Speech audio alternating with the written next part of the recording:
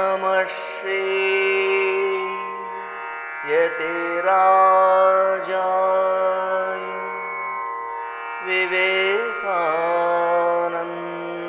सूरये सच्चित् सुख स्वरूपाय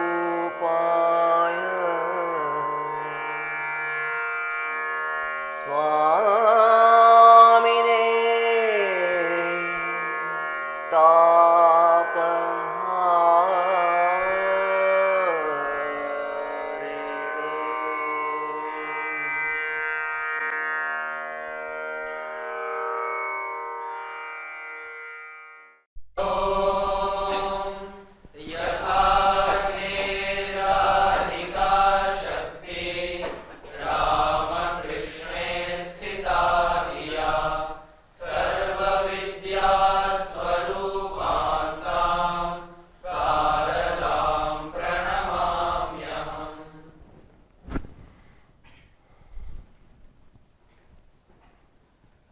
This topic which we have listed, ways of looking at the past, has been already covered in some of the discussions we already had when we were talking of history and itihasa. Do you remember? We were talking about the difference between history and itihasa. What is the difference, you tell me, between history and itihasa?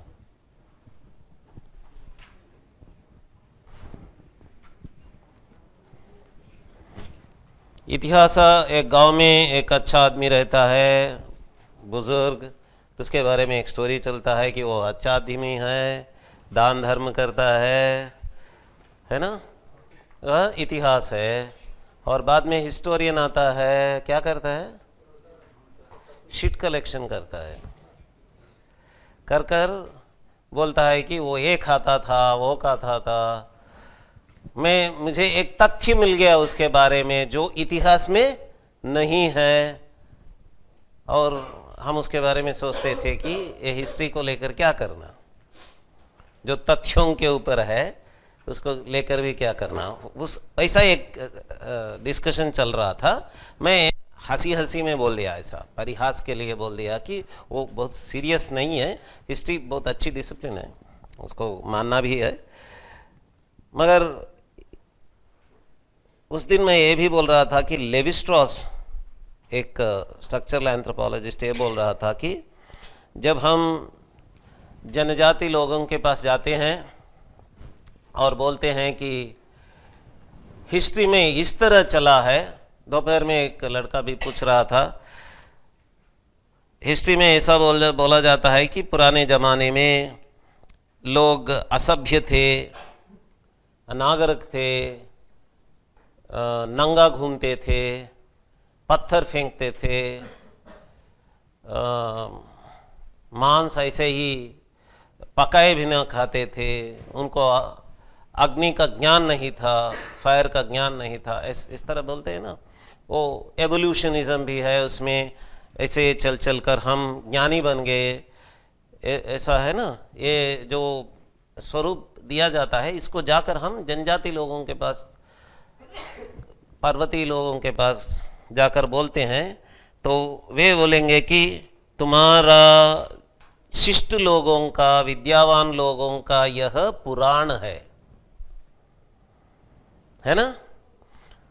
और अपना जो story है, वो जनजाति लोगों का खुद का एक स्टोरी होता है ना, उनका भी एक, हम बाहर से बोलते हैं वह उनका पुराण है, मगर उन लोगों के लिए वह हिस्ट्री है ना। तो लेवी स्ट्रॉस बोल दिया कि पुराण को विश्वास करने वाले लोगों के लिए हिस्ट्री है, हिस्ट्री पुराण का विश्वास करने वाले लोगों को पुराण लगता है। समझ गए? ये याद रख लीजिए।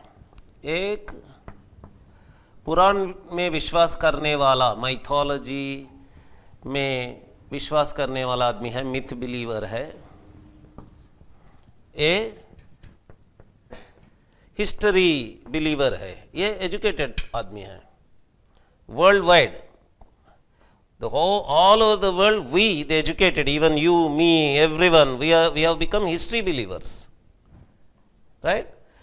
When we give our history, this history believer gives the story of history where there is aboriginal man, primitive man, from primitive man all the evolution has come, that whole story when we give, we narrate this story to this man.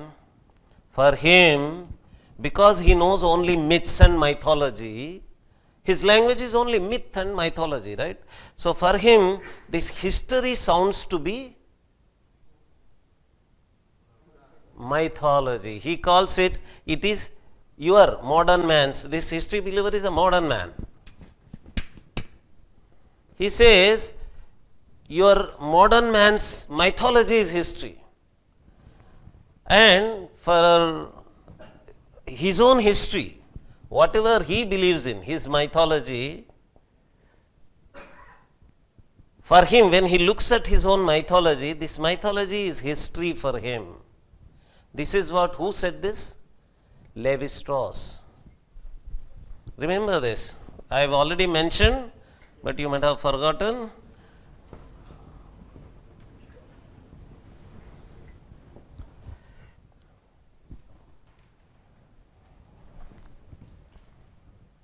For a myth believer, his myth, his mythology is history. And for him, history of the modern man is modern man's mythology. ये आपका पुराण ऐसे ही होता है. This is what he says, right?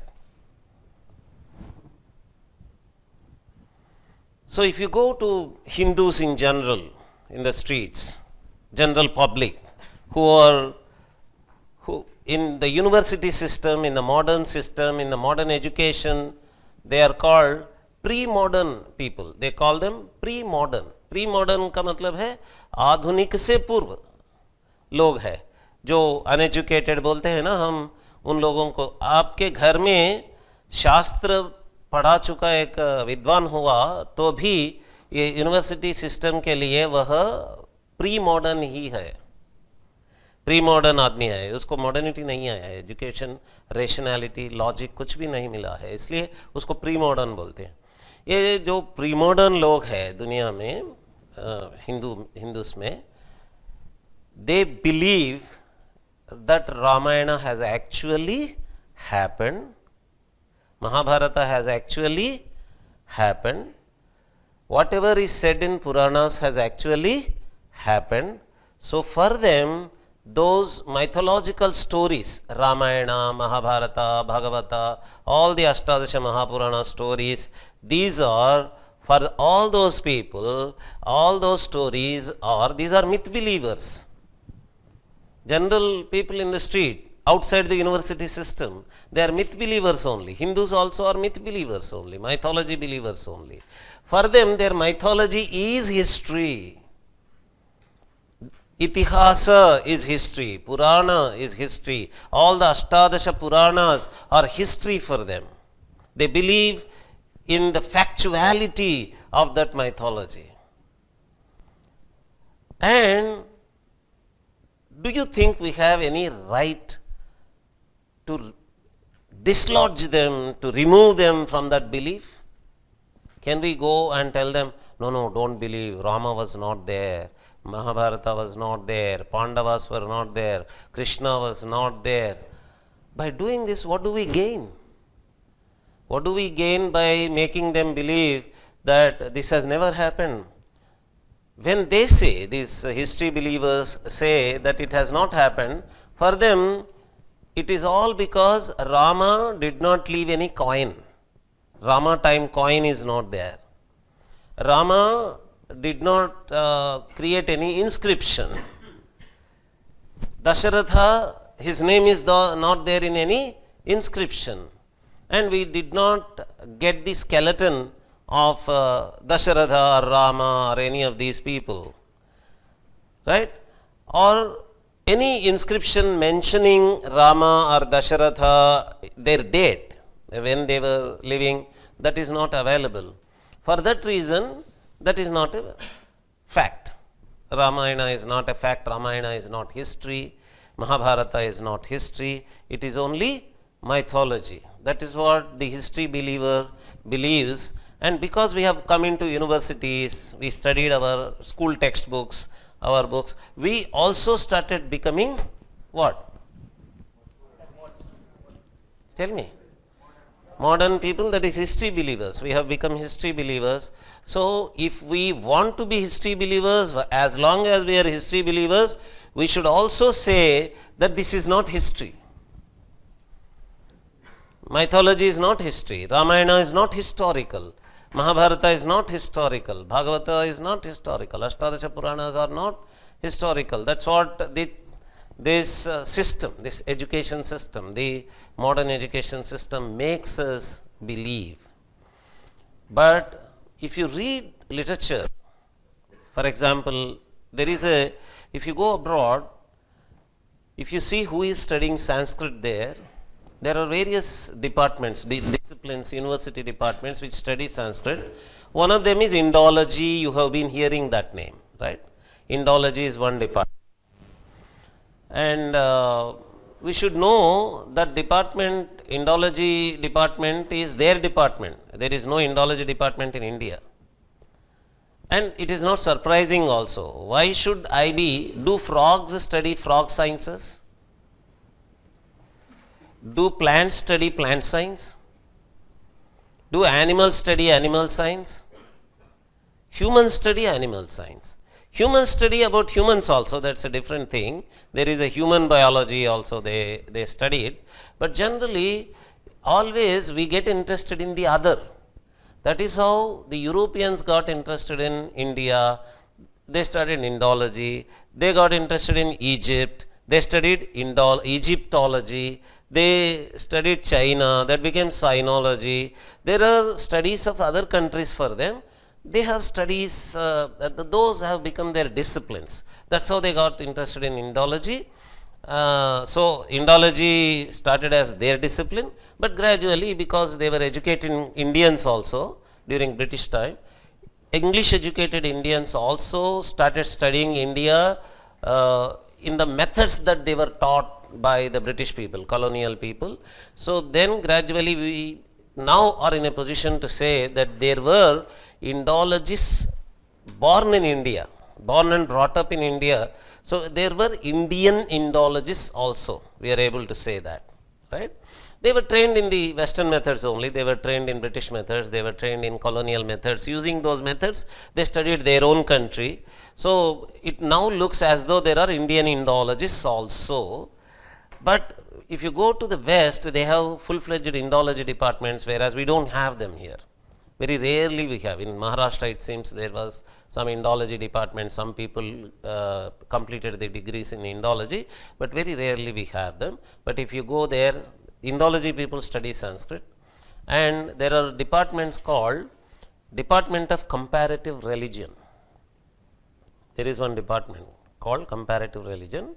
As part of their comparative religion study, they study Hinduism compared to Buddhism, compared to Jainism, compared to Islam, compared to Christianity, compared to Judaism. Actually, their focus is not Hinduism itself. Their focus is all religions. They study all religions. As part of all religions, they study Hinduism also. So, as part of that, if there is a professor who is specializing in Hinduism, a comparative religion professor may be specializing in one of the religions as part of that comparative religion. If there is a specialist in Hinduism, he also studies Sanskrit. He studies Hinduism. And there are different names for this so-called comparative religion. In some universities, there is a name called History of Religions. That department is also there. So, in that department, there can be a specialist in Hinduism. That professor also studies Sanskrit literature. Inside the History of Religions department, because he is a Hinduism specialist, he studies Sanskrit, mythology, Puranas, Itihasas and these things. There is another department called Religious Studies department. Comparative religion is one name, History of Religions is another name, Religious Studies also, there is another discipline called religious studies. In that also they study Hinduism. There is a Hinduism specialist there. He also studies Sanskrit. So apart from Indologists, people in history of religions department, comparative religion department, religious studies department, all these people also study Sanskrit. I was about to tell you that there was a professor of one of these called a professor of religious studies called Mircea Eliade. Mircea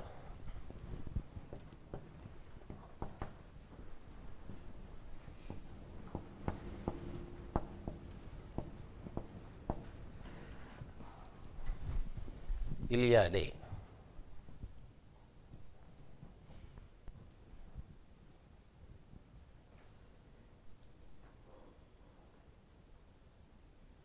Because he was like every professor who specializes within comparative religion about Hinduism, or history of religions professor specializing in Hinduism, he was also a specialist in Hinduism, this professor Mircea Eliade. Because he was a specialist, he was studying Sanskrit, our Puranas, everything.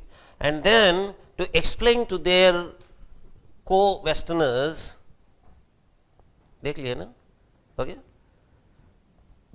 देख लिया? Okay. इधर अब, okay?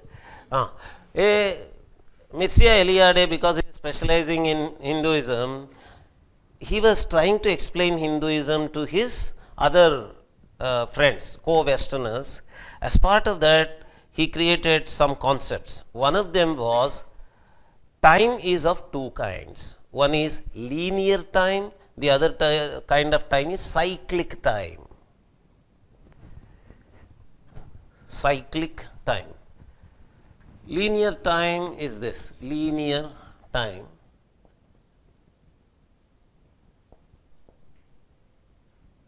Cyclic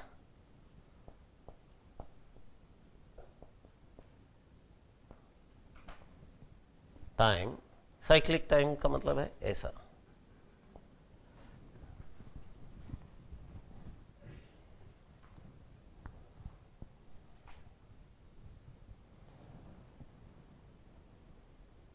For example, let us see the stories in Christianity. What is the story?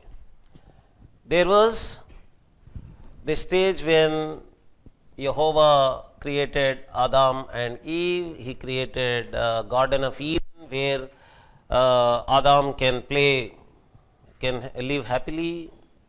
And then for Adam to have some friend, he created Eve out of one of the ribs of Adam. And this first man and first woman were enjoying their life in a very beautiful way. And God gave them an order not to eat the fruit of tree of knowledge. Saturn, who was angry with, he was one of the angels earlier, but he got angry with the God, Jehovah, and he revolted against him. So to take revenge against Jehovah, the God, he went to Eve and misled her to eat the fruit of tree of knowledge. She ate it. Because of eating the fruit of tree of knowledge, she started getting sexual feelings. Even Adam came and saw that she ate the fruit of tree of knowledge, and Adam thought, okay, if you have fallen, I should also fall because I am your friend. And he too ate the fruit of tree of knowledge. So he too started getting sexual feelings, and they got sexual feelings for each other, and they participated in sex, and then they started producing children. That is how all humanity came into existence. All human beings came into existence because of that first sex between Adam and Eve after eating the fruit of tree of knowledge. And the whole story happens, and finally, according to that, as per the story, first everything was all right. Then there was a fall, and because of fall, story continues, and towards the end everything will be all right again, because God is going to send a Messiah, and everything will be brought back to perfection. That's one story. Second story, Islam. In Islam also, the story is that in the beginning everything was in order. People say that everything was Islam in the beginning. When people say that everything was Islam in the beginning, it does not mean that there were Muslims all over. It just means that everything was in order. Islam, there in that word, in that sense, Islam means peacefulness, peace, order. So everything was in order in the beginning, and then there was a fall. Again, the same story, Adam Eve story only. There was a fall, and everything will be all right. Because once we follow Muhammad, his message, everything will be all right, and then the story ends.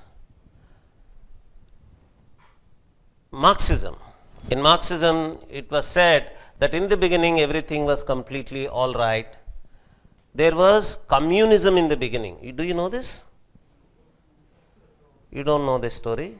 Yeah. In the beginning, when there was primitive man, that man who was nude and throwing stones kind of man was there, no? That man, during that man, primitive man's days, there was communism. What do we mean by communism? Actual meaning of communism, according to communism, is that you do not have private property. That is, nothing is owned by you.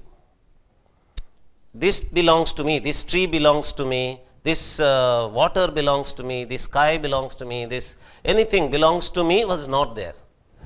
Which means that everything belonged to everyone. Everything belonging to everyone, everything belonging to everyone equally, nothing belonging to nobody, right, is communism. So what they say is that in the beginning, when there was primitive man never said this tree belongs to me, this river belongs to me, this water tank belongs to me, this animal belongs to me. So there was no ownership. So that means that in the beginning there was communism only. This communism they call proto-communism or primitive communism. They use this word for that. Proto-communism or primitive communism.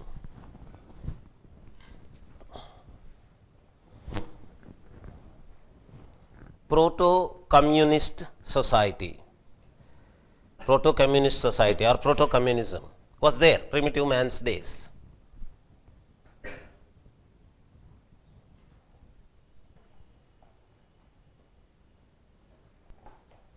And then what happened?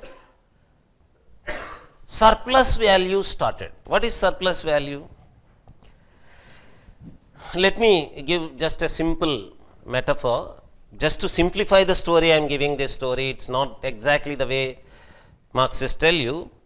Let us imagine in the beginning there was no technology, for example, of making pots. Okay? People started learning how to make pots. There was no technology of agriculture, for example.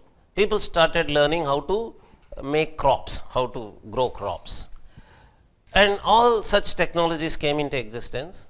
Then in the beginning, they produced only so much that is required for them. And there was good division of labor. So potter makes pots and agriculturist produces crops. Let us take only these two examples. Potter wants grains from the agriculturist. He says, I will give you crops, I will give you pots, and agriculturist gives him grains. So there was exchange of goods, right? This is called barter, B-A-R-T-E-R, barter. Barter is an economic system. Barter system is an economic system in which there is exchange of goods only.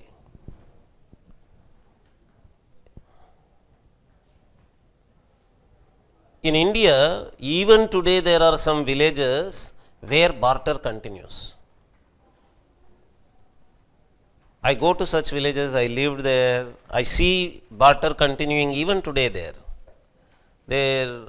We ourselves, we were in a camp, NSS camp, we went for plantations, we were planting 1 lakh plants there as students. like at your age, we were students and we went to plant 1 lakh plants there in that village, and because we were in a camp, at every moment we used to need salt or rice or something like that for the camp, for cooking, and we used to go into the village and we used to ask for salt. Then they used to tell us, would you give this many pots? Would you give me this much of rice? We used to get surprised. Then we used to give them, show them currency notes. They used to say, what is this? इसका क्या मतलब है? इसको लेकर भी क्या करूँगा? मुझे तो राइस दो, मैं तुम्हें सॉल्ट दूंगा. उनको ये पता भी नहीं था इसका वैल्यू कितना है. हमारे दोस्त क्या किए, उधर एक होटल में बैठकर, उसको होटल भी बोलते थे, होटल भी है वो, खिलाए हमको एक फूड आइटम, नाश्ता खिलाए. ये लोग बहुत खा लिए. खाने के बाद एक करेंसी नोट बताए 5 रुपीज़ का. बोले कि ये चलेगा? तो वो 5 रुपीज़ ले लिया, 20 लोग खा लिए. उसको इसका वैल्यू पता नहीं था. 5 रुपीज़ लेकर के भी क्या करेगा, उसको समझ में नहीं आया था. वो समझ लिया कि कुछ बहुत अच्छा चीज़ मिल रहा है तो पॉकेट में रख दिया. मैं जा कर के बोला ये अन्याय है, ऐसा नहीं करना, उसको चीटिंग नहीं करना चाहिए. मैं जा कर के बोला ये लोग 20 लोग खा लिए हैं, इसको तुमको बहुत पैसे मिलने का ज़रूरत है. तो मैं उसको 100 रुपये दिला दिया. 5 रुपीज़ फॉर ईच नाश्ता, वह भी कम है, फिर भी 100 रुपये ले लिया. वो बोल रहा था कि ये 100 रुपये लेकर मैं क्या करूं? मैं बोला सिटी में जाओ, बहुत कुछ मिलेगा तुमको 100 रुपये में. ऐसा बार्टर अभी भी चल रहा है. ये स्टोरी में बार्टर का स्टेज था. बार्टर के स्टेज से इमेजिन करेंगे तो then they were exchanging goods for goods, right? But because of exchange of goods, now there was a value created for these goods. You understand value? In economics, we use 2 different words, value in use and value in exchange. कभी सुना सा लगता है ना, कभी कहीं सुना सा लगता है. Value in use, value in exchange.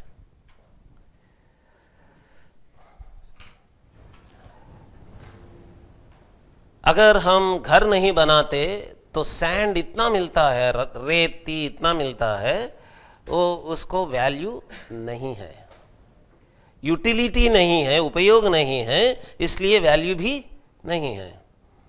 अगर हम साल्ट नहीं बनाते, नमक नहीं बनाते, वो ओशन का जो वाटर है, समुंदर का जो पानी है, उसको वैल्यू नहीं है. बहुत कुछ मिलता है, फिर भी उससे क्या फ़ायदा? वैल्यू नहीं है. पानी है, उसको वैल्यू है इसलिए कि पीते हैं, उसका यूज़ है.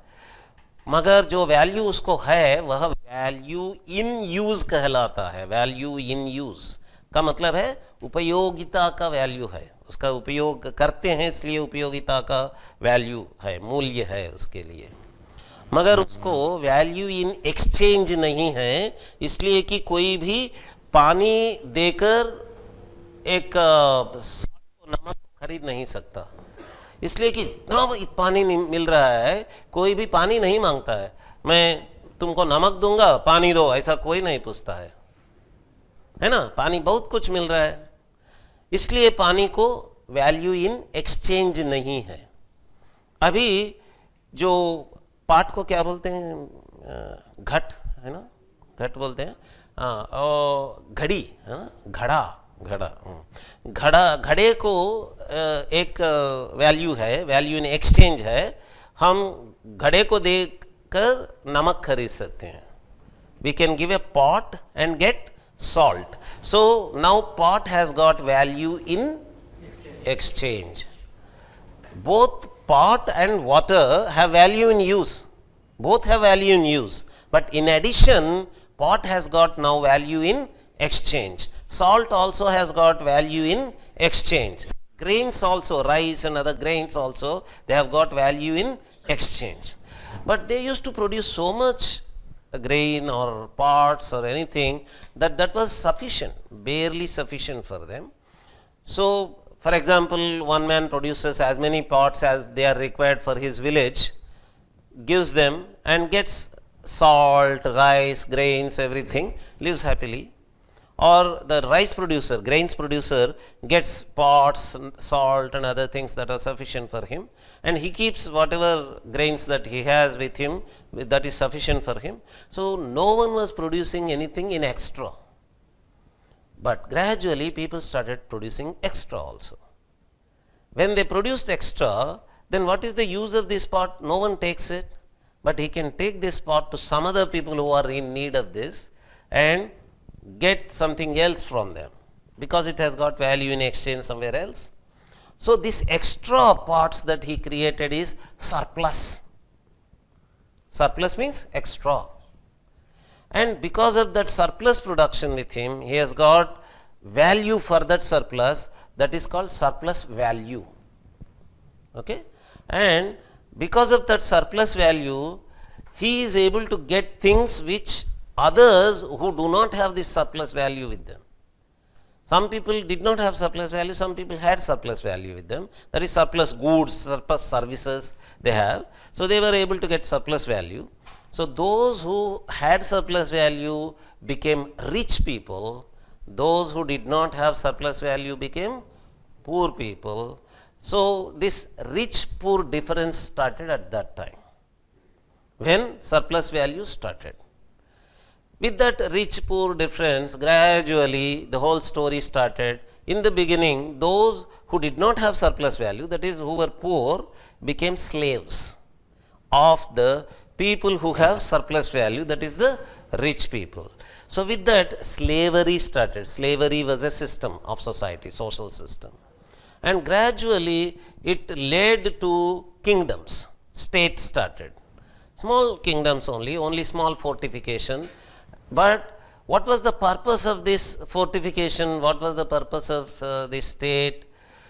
It was to protect the surplus value. Protect the surplus value that the person who has got surplus value, the rich person has.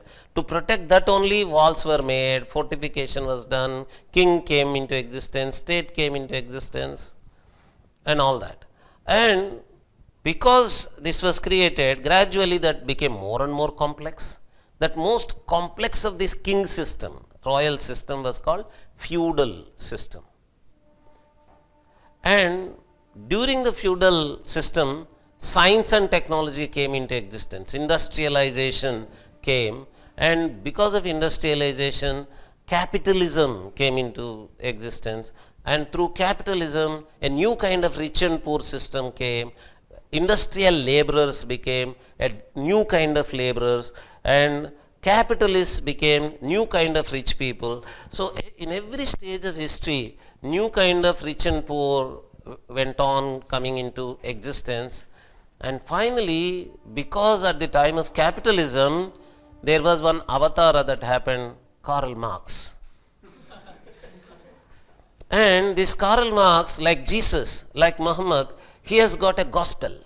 He has got a message from where? Not God, from science. This time it is not God. There in the story, there was Jehovah there. In the other story, there was Allah. Idhar to science hi Allah hai. From science, Marx got the message that there is going to be a revolution. Because he knew that how can rich and poor get separated so much, and rich keep exploiting the poor, and they don't resist at all, they don't revolt at all. Every time probably they revolted in the slavery time, in the early state time, early king time, early royal time, then in feudal time. Probably they were revolting every time. But the king, and there is another villain called priest. You know, there is another villain called priest. Which king and which priest this Karl Marx knew? Did he know India?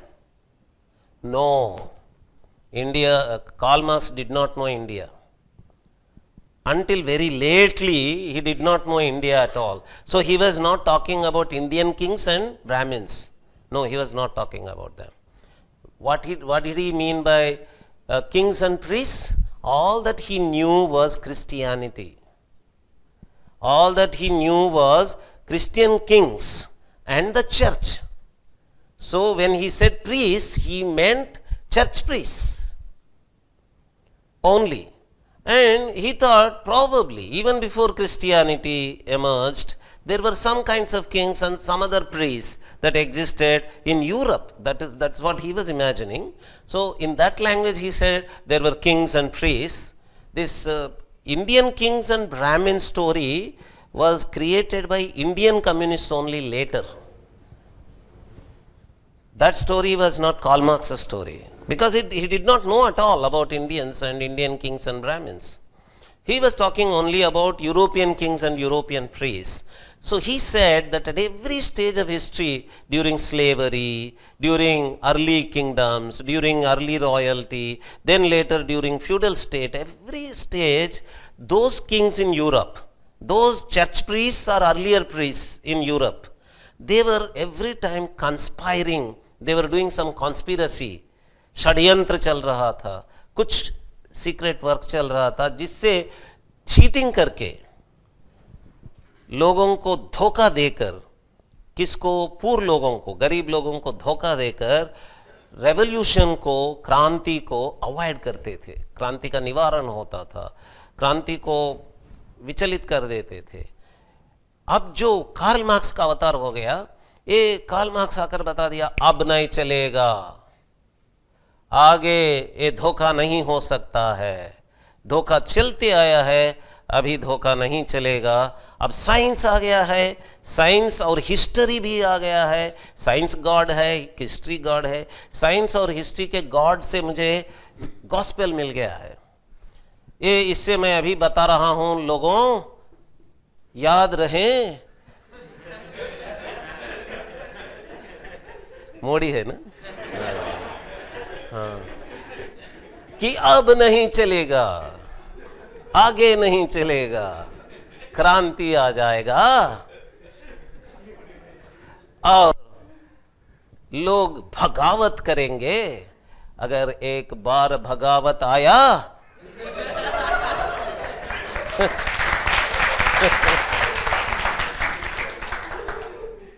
तो कोई नहीं बचेगा, कोई नहीं बचेगा, याद रख लो. ये मोड़ी नहीं था, कार्ल मार्क्स था. कार्ल मार्क्स बोल रहा था. एक बुक में लिख दिया, एक बुक में. इस बुक का नाम है दास कैपिटल. ये दास कैपिटल जर्मन शब्द है. दास जर्मन भाषा में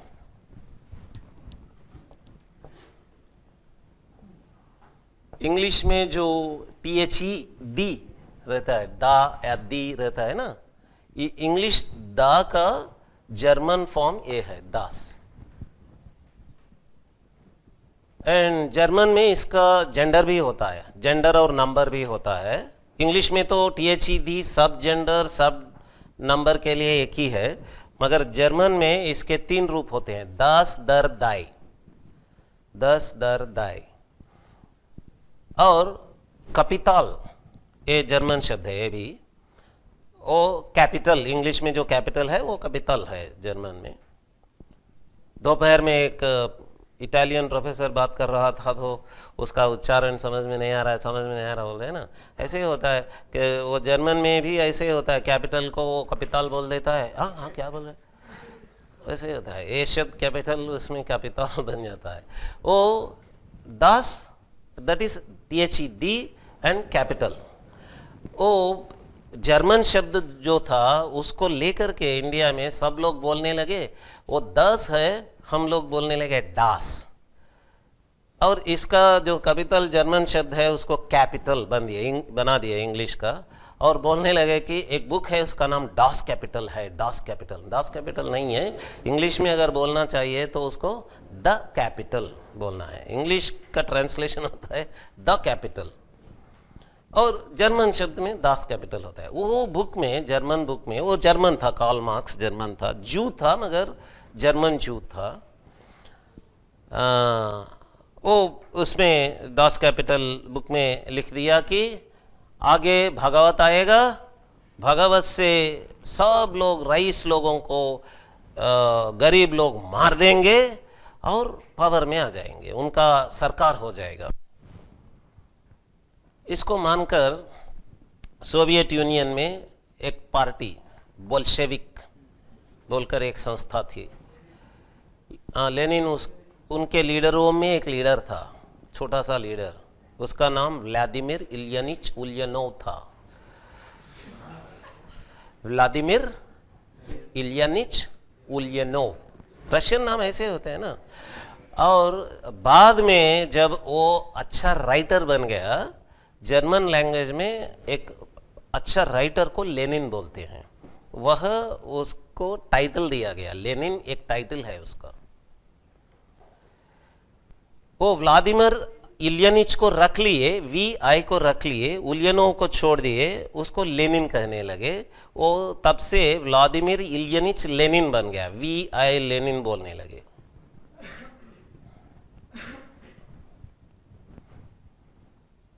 रशियन में ऐसे होता है, उलियनोव अगर फैमिली नेम है, उसमें एक औरत पैदा होती है तो उसको जेंडर भी होता है, उलियनोवा बोलते हैं उसको।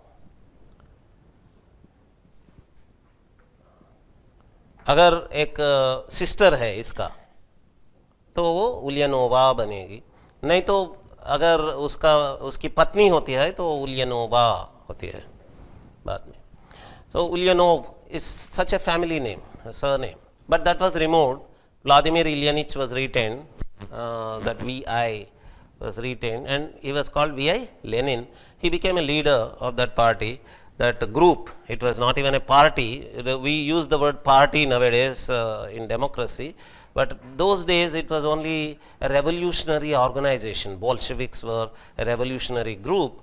They revolted against the kings of that state called Tsars, and there were many revolutionary groups which were participating in that. Not all of them were Marxists. Only Bolsheviks were Marxists. Many other organizations also participated in that, the so-called revolution. It was not even a revolution, it was a rebellion. It was a revolt against the kings, Tsar kings. Finally, the Tsar kingdom had to collapse, and democracy was formed.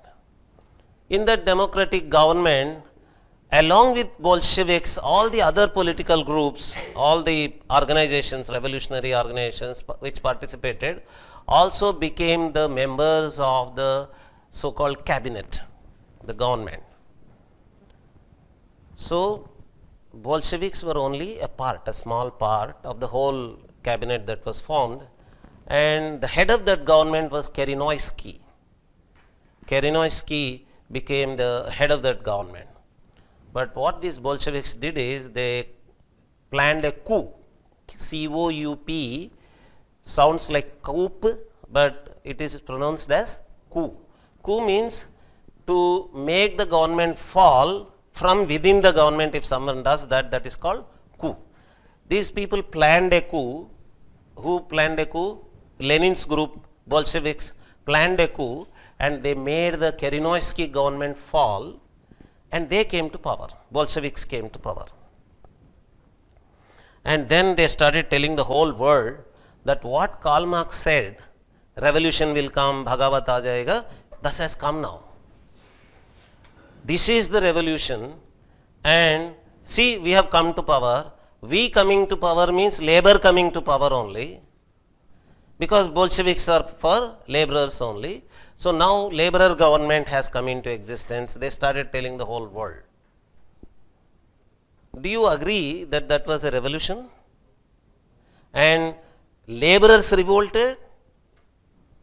Communist Party came to power by itself.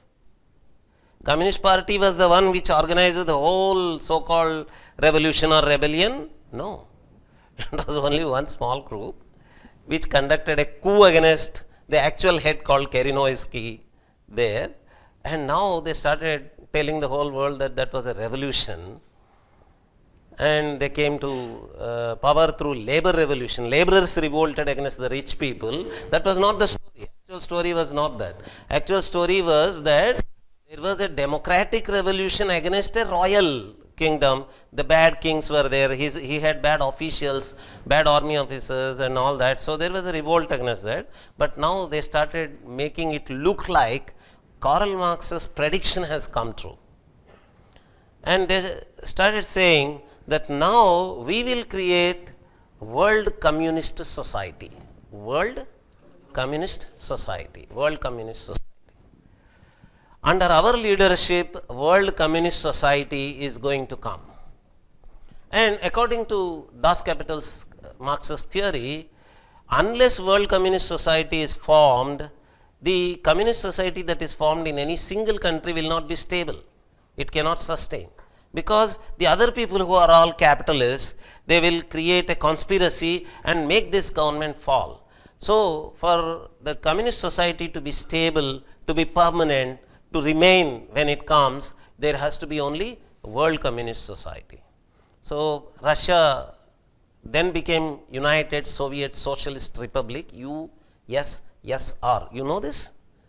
There was a bigger empire, a kingdom formed with many other smaller kingdoms, Uzbekistan, Tajikistan, Georgia, Chechnya, Armenia, all this together with Russia, and that bigger kingdom was called United Soviet Socialist Republic, USSR was formed, and the Communist Party of USSR started telling all the communists of all the world countries that we are going to be the leaders of world communist society. Under our leadership, the whole world communist society, world communist government is going to form. And the communist parties of all the countries, including India, started following the instructions of Communist Party of USSR. That is how Indian communists became the followers of USSR, Russia, not Marx. They were followers of one country called USSR.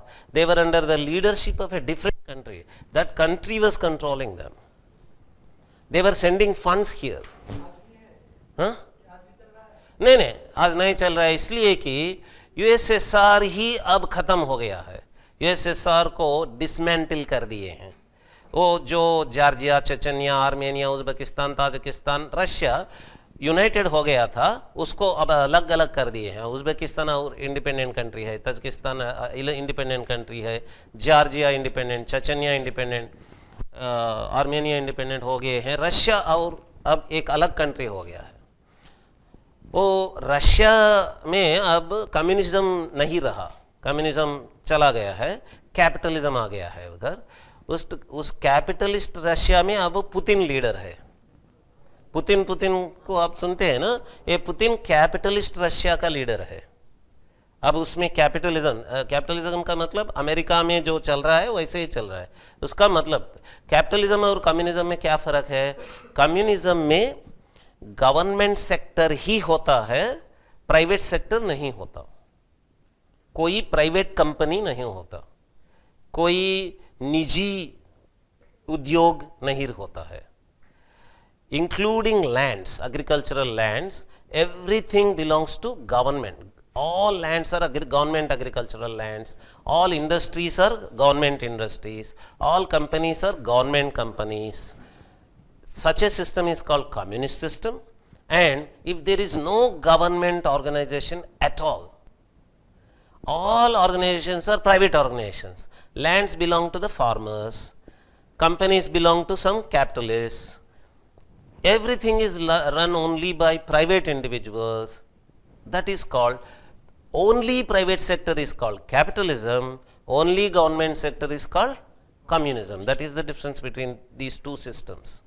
Okay. So what happened in Russia today is government sector has been closed down. Only private sector now. It's not so big now, actually it is not so extensive. There are some organizations in Russia today which remained under government sector. Like in India, mixed economy. India में mixed economy है ना, कुछ public sector के होते हैं, कुछ private sector के होते हैं, गवर्नमेंट सेक्टर के कुछ, प्राइवेट सेक्टर के कुछ होते हैं. ऐसा ही रशिया में भी अभी चल रहा है, मगर ज़्यादा से ज़्यादा प्राइवेट सेक्टर ही है, गवर्नमेंट सेक्टर कम हो गया है उधर, ऐसा है. So it is a democracy now. with capitalism, more private sector, less public sector. Later, China became such a leader for communism, and they too started saying that we will bring world communist society, you have to be under our control, and some of the Indian communists started accepting that. CPI was the Communist Party of India. They branched out into another group which started supporting China. They became CPI-M, in brackets M, Marxist, CPI Marxist.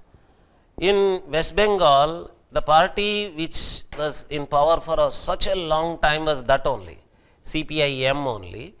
They were under the China control, Chinese control, because China was saying that don't be under the control of Russia, they cannot bring world communist society, they are not capable of bringing world communist society, we can bring world communist society, so please follow us.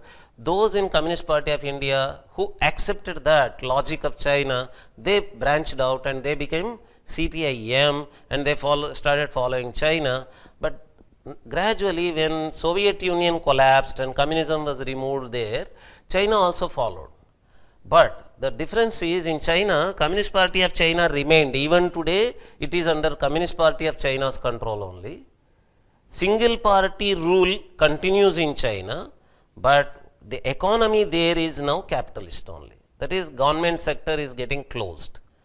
Less number of government sector organizations, more number of private sector organizations have come into existence in China, but there is dictatorship. Even in Soviet Union, when Communist Party government was there, it was dictatorship, it was not a government. That was called single party dictatorship, or they give another name called Proletariat Dictatorship. Proletariat means laborers, so Proletariat Dictatorship means laborers dictatorship. So that dictatorship existed as long as Communist Party was there in power, before these democratic changes which were brought by Gorbachev. Gorbachev was the one who brought these changes. These two changes started with the two developments called Perestroika and Glasnost. Gorbachev brought this Perestroika and Glasnost, and then these changes came. That is removing communism from Soviet Union, dismantling Soviet Union, all those developments came there. Similar things happened in China, but dictatorship remained. Communist Party of Communist Party of China's dictatorship remained there. Even today, there is only one party there. That party is Communist Party of China, and the head of the Communist Party of China is the dictator of China there. Even today, dictatorship continues. There is no democracy there, but there is capitalism. Dictatorial capitalism is there. What they have there is dictatorial capitalism. That's a strange combination actually, because dictatorship and communism being together is well known, but dictatorship and capitalism being together is a little strange, but that is what is happening in China today. That is there. But what they said is, once world communist society is formed, either under Russian leadership or Chinese leadership or any other leadership, it will remain. Once for all, that will remain there. Now see the similarity. What was the Adam Eve's world, the beautiful Garden of Eden for Christianity, is primitive communism in communism. Similar. Okay? And tree of knowledge, fruit of tree of knowledge, eating and falling. Similarly, surplus value, falling, there is a fall. And finally, everything will be all right. Finally, everything will be all right here also. Once world communist society is formed, everything will be all right. So, good state, one very good state, fall, good state again. Once this good state comes, what happens? Nothing will happen. It will be permanent. That good state will be permanent and people will be happy forever and forever. In our stories, folk tales, लोक कथाओं में हम कहते थे ना, तब से लोग सब हमेशा के लिए खुशी रह गए, है ना? ऐसे इसमें स्टोरी में भी हमेशा के लिए लोग खुशी रह जाएंगे, इस तरह कहा गया था। इस्लाम में भी वही है, क्रिश्चियनिटी में भी वही है, मार्क्सिज्म में भी वही है। और हिस्ट्री में मार्क्स हेगेल को फॉलो कर रहा था। मार्क्स से पहले जर्मनी में और एक फिलोसोफर था, उसका नाम फ्रेडरिक हेगेल है। Hegel, HEGEL। हेगेल का स्टोरी में भी ऐसा ही है, पहले सब अच्छा था। वह हेगेल नेचुरल ऑर्डर, ये बात का ये शब्द का प्रयोग करता है। नेचुरल ऑर्डर था, नेचुरल लॉ था। नेचुरल लॉ में डिस्टर्बेंस आ गया, सब खराब हो गया। अब सब कुछ ठीक हो जाएगा, एक बार ठीक हो जाएगा तो परमानेंट रह जाएगा। उसी फार्मूला को कार्ल मार्क्स इमिटेशन कर रहा था। वह बोल भी दिया, वह छुपाया नहीं, बोल भी रहा था कि मैं हेगेल का फॉलोअर हूँ, मैं हेगेल का सिद्धांत को ही फॉलो कर रहा हूँ, मगर उसमें थोड़ा कमी है, उसको मैं पूरा करके ठीक करके वो फिलॉसफी बना रहा हूँ। तो ये हो गया। हेगेल में भी वही है, कार्ल मार्क्स में भी वही है, इस्लाम में भी वही है, क्रिश्चियनिटी में भी वही है। इन सब कंपैरिजंस, इस क्रिश्चियनिटी में ऐसा है, इस्लाम में ऐसा है, मार्क्सिज्म में ऐसा है, मार्क्सिज्म से पहले हेगेलिज्म में ऐसे है। ये कंपैरिजन मैं नहीं कर रहा हूँ, कौन कर रहा था? ये कर रहे थे, इनका नाम क्या है? मिर्सिया इलियाडे। ये प्रोफेसर मिर्सिया इलियाडे रिलीजियस स्टडीज के प्रोफेसर थे अमेरिका में। उनका मदर टंग फ्रेंच था, मगर रिलीजियस स्टडीज के प्रोफेसर बन गए। उसमें वे कह रहे थे कि ये अलग अलग के कहानियां हैं, हमारे पास्ट के बारे में, अतीत के बारे में जो स्टोरी दिखाया जा रहा है, उसमें 4 अलग अलग नमूनाएं हैं। उसमें इस क्रिश्चियनिटी का एक नमूना है, क्रिश्चियनिटी के बाद इस्लाम है, उसका एक नमूना है, और उसके बाद जो मार्क्सिज्म आया, हेगेलिज्म आया, हेगेलिज्म में एक नमूना है, हेगेलिज्म का इमिटेशन में जो मार्क्सिज्म है उसका एक नमूना है। चारों नमूनाओं में कॉमननेस ये है कि एक अच्छा स्टेट, पतन, अच्छा स्टेट। अच्छा स्टेट जब आ जाता है तो शाश्वत हो जाएगा, उसके बाद कुछ चेंज नहीं होगा। तब मिर्सिया इलियाडे बोलते हैं भारतीय पुराणों में भी ऐसे ही है, कृतयुग होता है इनके पुराणों में। कृतयुग भी एक अच्छा स्टेट है ना? कृतयुग का क्या मतलब है? सब कुछ अच्छा है, everything was all right, there was no ruler, there was no ruled, dharma was 100%, in all the 4 quarters dharma was there. And then patan, that patan also is gradual. First 25% less Treta Yuga, another 25% less Dwapara Yuga, another 25% less Kali Yuga. पतन complete हो जाता है तो क्या होता है? प्रलय आ जाता है। प्रलय के बाद क्या होता है? फिर से कृतयुग आ जाता है ना? Same model even in Hinduism, Kritayuga से कृतयुग एक मॉडल है। यही स्टॉप होता है क्या? बोलो, हिंदुइज्म में क्या बोलते हैं? वैदिक धर्म में, पुराणों में कृतयुग के बाद कृतयुग आता है, कृतयुग के बाद कलयुग, कलयुग के बाद प्रलय, प्रलय के बाद कृतयुग आता है। क्या होता है कृतयुग के बाद? बोलो ना भाई, बोलो क्या होता है? कृतयुग के बाद फिर से कृतयुग आता है ना? क्या होता है बाद में? लिख लेते हैं ना, बाद में लिख लेते हैं। ओके, कृतयुग के बाद क्या होता है? बोलो। फिर से त्रेता युग, फिर से द्वापर युग, फिर से कलयुग, फिर से प्रलय, फिर से कृतयुग, फिर से त्रेता युग, फिर से द्वापर युग, फिर से कलयुग। ऐसे ही होता रहता है ना।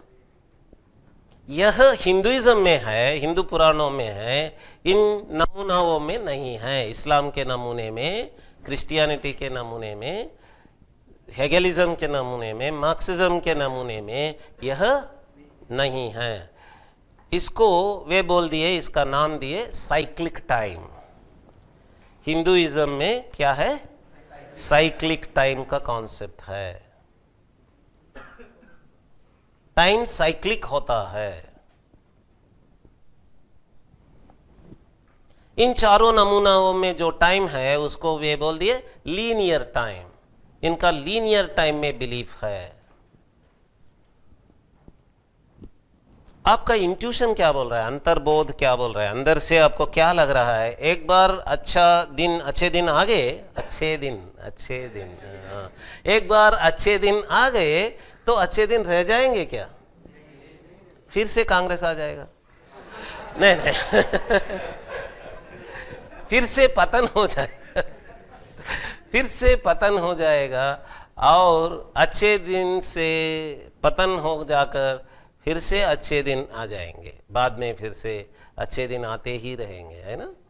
हाँ, ये गट फीलिंग है, हमारा इंट्यूशन बोलता है कि अच्छे दिन अगर आ भी गए तो भी परमानेंट नहीं रहेंगे, फिर से पतन हो जाएगा और फिर से अच्छे दिन आ जाएंगे, है ना? ये साइक्लिक टाइम है, ये हमारा गट फीलिंग है। हर भारतीय को अंदर से लगता है यही होगा। एक बार अच्छे दिन आ गए तो परमानेंट नहीं हो सकते।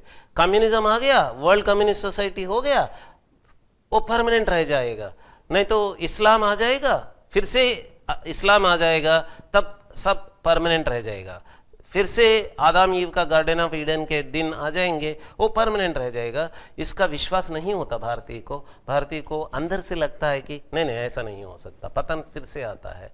ये साइक्लिक टाइम हमारे दिमाग में बैठ गया है ना, साइक्लिक टाइम। हम साइक्लिक टाइम में बिलीव करते हैं और हमको वह लॉजिकल भी लगता है, रीजनेबल भी लगता है, नेचुरल भी लगता है ना? ये cyclic time is Indian feeling. We believe in cyclic time, and we have many such cycles. For example, we have birth and death cycle. Punarapi jananam, punarapi maranam. We believe in that. That is also cyclic. What Mircea Eliade says is that this feeling, this intuition that everything is cyclic came to Indians by observing day and night. It is cyclic. Seasons are cyclic. And when they observed these happening in nature, they thought everything should be like that only. In the same way as seasons are cyclic, larger time also should be cyclic only, and everything should be happening in a cyclic way. That is how these Hindus started believing in this. And he calls his book, name of the book is Myth of the Eternal Return.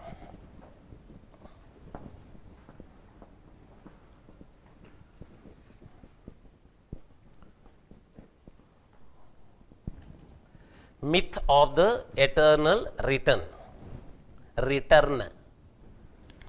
Return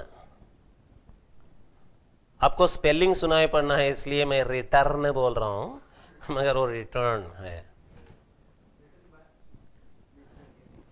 return bye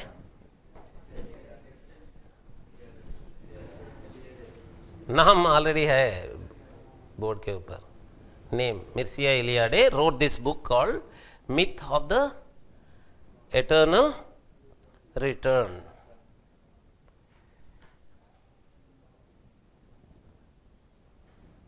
In this book he says that cyclic time, the belief of cyclic time is a Hindu belief. Hindus believed in this and they perceive time in a cyclic way. That is how Puranas have been created. Puranas have this cyclic time, and we know how many cycles of time we have in Puranas. एक ऐसा चक्र होता है तो वहाँ रुकता नहीं, वहीं से कई बहुत से युग चक्र होते हैं, उससे एक मनवंतर बनता है। मनवंतरों का कॉम्बिनेशन में एक कल्प बनता है, कल्पों का भी कॉम्बिनेशन होता है, और इतना बहुत बड़ा टाइम स्केल्स है अपने, right?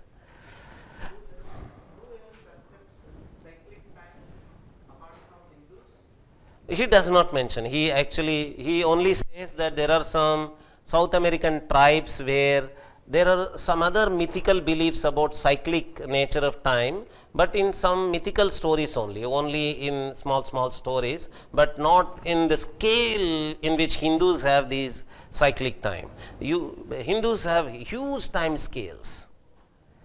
These big time scales, nowhere do you find in any other part of the world, in any other society, in any other culture. Millions and billions and trillions and even bigger time scales, years and years of time scales, they do not exist anywhere. Actually, only because Hindu Puranas have such big time scales and numbers to measure them, the words to measure those numbers also exist only in Hindu Puranas. The words to measure such bigger numbers, they don't exist anywhere in any other culture. Because these people believed in such large time scales, they were in need of big words, some words for big numbers. And they talked about those big numbers, and they talked about even these things in terms of sleep and waking. Whose sleep and whose waking it is? Brahma's sleeping and Brahma's waking. So that's what Mircea Eliade says. See, sleep and waking is also a cycle. When Hindus believed in big time cycles, that is cycles of creation and destruction, that is सृष्टि और प्रलय, सर्ग और प्रतिसर्ग. पुराणों के निर्वचन में क्या बोलते हैं? सर्गश्च प्रतिसर्गश्च वंशम मन्वन्तराणि च वंशानुचरितं चैव पुराणम पंचलक्षणम. राइट, इसमें हम सर्गश्च प्रतिसर्गश्च बोल रहे हैं. सर्ग और प्रतिसर्ग का साइकिल्स चलते रहते हैं. ऐसे कुछ साइकिल्स चलने के बाद वो एक मनवंतर बनता है. मनवंतरों का एक साइकिल में कल्प बनता है. कल्पों का बहुत से कल्पों के साइकिल्स से एक ब्रह्म दिन बनता है.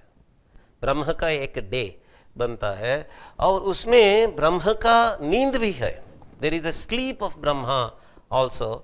And what is happening in this imagination of universe, in this way of looking at universe is expanding and universe is contracting. The words used for this is evolution of the universe and devolution of the universe. It is not destruction. Destruction means everything is gone. In India, we don't believe in destruction. Nasato vidyate bhavaha, na bhavo vidyate sataha is our belief. Because we believe in nasato vidyate bhavaha, na bhavo vidyate sataha, our belief is that nothing will get destroyed. Only everything will become contracted into a small entity and then again gets expanded. Getting contracted, getting expanded. These two, this getting expanded is called evolution, getting contracted is called devolution. Devolution, D-E-V-O-L-U-T-I-O-N, devolution. There is another word they use, getting manifest and getting unmanifest. व्यक्त होना, अव्यक्त में चले जाना, अव्यक्त में छुपा जाना. अव्यक्त में छुपा जाता है, फिर से अव्यक्त से व्यक्त हो जाता है. ऐसे बहुत से साइकिल्स होते हैं. व्यक्त से अव्यक्त, अव्यक्त से व्यक्त, ऐसे साइकिल्स होते हैं. ब्रह्म का प्रलय, ब्रह्म का नींद ये है जब डेवोल्यूशन होता है, जब पूरे सृष्टि का डेवोल्यूशन, अव्यक्त स्थिति आ जाता है. और इसमें यह भी बोला गया कि सृष्टि में एक जगह एवोल्यूशन होता है तो दूसरे जगह डिवोल्यूशन होते रहता है. व्यक्त एक जगह रहता है, अव्यक्त दूसरे जगह रहता है. ऐसा भी होते रहता है. फिर पूरे सृष्टि का भी अव्यक्त में हो जाना वो भी होते रहता है. ये सब पुराणों में कहा गया है. अगर आप पढ़ना चाहते हैं तो ब्रह्मांड पुराण को पढ़ सकते हैं, भागवत पुराण में 12 स्कंध में पढ़ सकते हैं. सब जगह ये सब दिया गया है. पिक्चर्स जो चलता है ऐसा चलता है, ऐसा चलता है. ये स्टार्स है ना, हम स्टार्स को जो देख रहे हैं, ये स्टार्स अब वहां दिख रहे हैं ना. अब हाँ, आपको देख सकते हैं ना, अभी है. है ना, रात में दिखते हैं ना, अभी इस क्षण वहां है ना, इस क्षण में वहां है, हाँ, इस क्षण में नहीं है वह, कैसे पता आपको?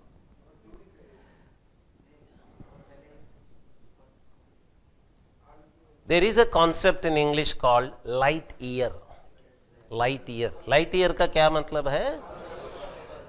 एक साल में लाइट कितना दूर प्रयाण कर सकता है उसको हम लाइट ईयर बोलते हैं। एक एक नक्षत्र हमसे 300 लाइट ईयर्स कम से कम, नहीं तो 3000, 3 लाख, बहुत से करोड़ लाइट ईयर्स के दूर में है, उसको हम अब देख रहे हैं। मतलब क्या है, हम प्रेजेंट को नहीं देख रहे हैं, हम वर्तमान को नहीं देख रहे हैं, हम क्या देख रहे हैं? अतीत को देख रहे हैं। और वह भी एक अतीत को नहीं देख रहे हैं, एकदम हम बहुत से अतीतों को देख रहे हैं। समझ में आया? समझ में आया? किसी को समझ में नहीं आया? एक स्टार 300 साल पहले का स्टार है, इसका मतलब है हम 300 साल पहले का अतीत को उस स्टार में देख रहे हैं। कोई दूसरा स्टार 2000 लाइट ईयर्स दूर में है तो हम 2000 साल पूर्व का अतीत को अब देख रहे हैं। इसमें कोई अनसाइंटिफिक है? जाकर फिजिक्स डिपार्टमेंट में पूछो, फिजिसिस्ट को पूछो, ये सच है। हम अतीत को देख रहे हैं। हर रात हर आदमी भूमि से, धरती से अतीत को देख रहा है ना? यह बात पुराणों में ही है। कोई दूसरे ग्रंथ में, किसी दुनिया के दूसरे ग्रंथ में हम अतीत को देख सकते हैं ऐसा कोई नहीं बोला है। और क्या चल रहा है वो अतीत में, जो जो स्टार्स है उसका स्टोरी क्या हो रहा है, आप उसको पढ़ना चाहते हैं तो एस्ट्रोफिजिक्स एक सब्जेक्ट है, उसमें जाना है। क्या है?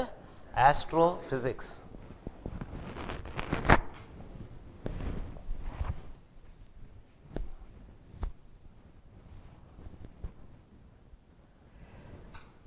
एस्ट्रोफिजिसिस्ट इनके बारे में, स्टार्स को क्या होता है, बाद में क्या होता है, इसको पढ़कर क्या बोले हैं, स्टार्स, अब जो स्टार है वो बाद में मर जाता है। हम एस्ट्रोफिजिक्स में वो शब्द का प्रयोग करते हैं, स्टार डाइस। जैसे स्टार डाइस का मतलब है जो जल रहा है उसका जलन कम होता है और डस्ट बन जाता है बाद में।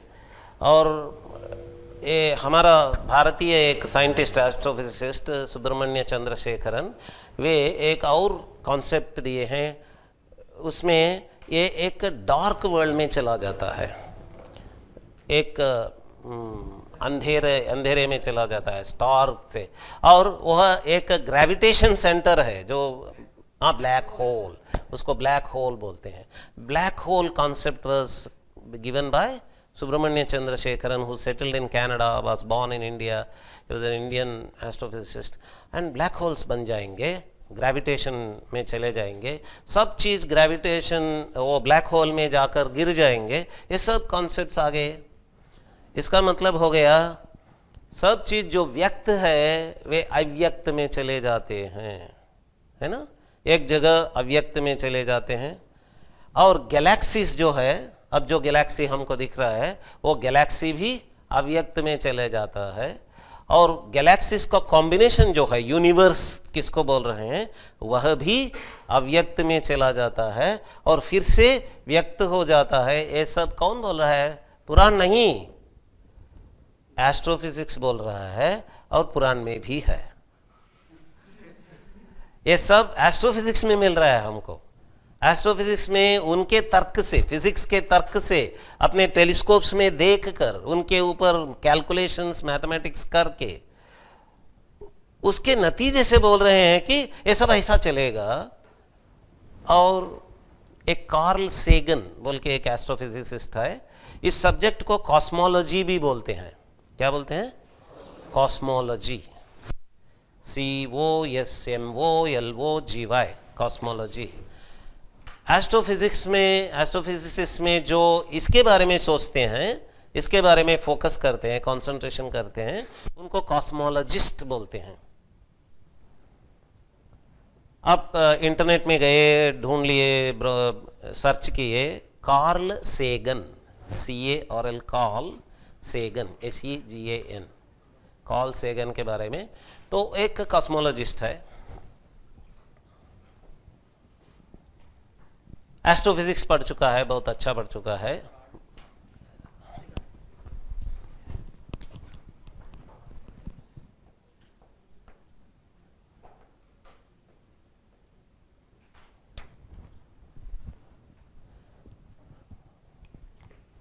कार्ल सेगन, ओके, कॉस्मोलॉजिस्ट था। उसके बारे में पढ़िए इंटरनेट में, go and read about Carl Sagan, and when you type Carl Sagan you should also type Hinduism alongside that, because Carl Sagan would have said many things, but what he said about Hinduism, if you want to see beside Carl Sagan, you should also type Hinduism. Then if you see the quotations from him, whatever he said about Hinduism, he says that I was completely amazed, surprised by the similarity between our cosmological ideas, our contemporary modern astrophysics cosmological ideas, and the ideas of Hindu Puranas. Their Brahma Din, their Brahma Day, Brahma Raat, and Kalp, Manvantar, ये सब very similar to what we are saying in astrophysics and cosmology, and time scales also. In which time scale this will happen, कितने सालों के बाद ऐसा हो सकता है, ये टाइम स्केल्स भी बहुत बड़े बड़े टाइम स्केल्स चाहिए इनको मेजर करने के लिए, इतना बड़े टाइम स्केल्स भी पुराणों में है। वह मुझे आश्चर्यचकित कर दिया, बोलता है Carl Sagan. You read those quotations, you would be able to understand. So यह टाइम स्केल, ये साइक्लिक टाइम जिसके बारे में मिर्सिया इलियाडे बोलते हैं, this whatever Mircea Eliade is saying in his book Myth of the Eternal Return, there he is not using astrophysics at all. He is purely an anthropology person, he is purely a psychoanalysis person, he has an influence from Jung. I was telling about Jung, right? He was influenced by Jung, Jung. Jung, he was influenced by Jung's ideas about archetypes and all that, and he studied various anthropological ideas of myths and mythologies of various societies all over the world, and on the basis of that he was coming to the conclusion that there are two kinds of concepts, linear time concept and cyclic time concept, and cyclic time concept is followed by Hindus in India. That's a very interesting concept. He talks about our concepts, for example, in Advaita Vedanta or Natha Sampradaya or Kashmira Shaivism, and all these places we have another concept called forgetting and remembering, forgetting and recollecting, है ना, भूल जाते हैं और फिर से याद आ जाता है। नाथ संप्रदाय में भी ऐसा एक स्टोरी है, मच्छेंद्र नाथ पकड़ जाते हैं किसी स्त्री का राज्य में, और तब उनका शिष्य गोरखनाथ जा कर के उनको बाहर लाते हैं। वो मत्स्येंद्रनाथ अपना जो अस्मिता था, मैं नाथ हूँ, मैं सिद्ध हूँ, मैं एक सिद्ध ऋषि हूँ, इसको भूल गया था। भूल जा कर के एक स्त्री के राज्य में फंस गया था, उसका याद ये गोरखनाथ फिर से लाता है। ऐसा एक स्टोरी है, एक सिंबॉलिक है, ये सच स्टोरी नहीं है। इन स्टोरीज के बीच में एक गूढ़ार्थ छिपा है। यह गूढ़ार्थ ये है कि वो मत्स्येंद्रनाथ कोई और नहीं, हम ही हैं। हम भी भूल गए हैं कि हम कौन थे, हम सिद्ध पुरुष थे, उसको भूल जा करके रामकृष्ण मठ में आकर बैठ गए हैं, पैंट शर्ट लगा दिए और सोचने लगे कि मैं स्टूडेंट हूँ, मैं पढ़ रहा हूँ। बाद में याद आ जाएगा कि अरे मैं सिद्ध पुरुष हूँ, इधर भूल से आ गया हूँ, है ना।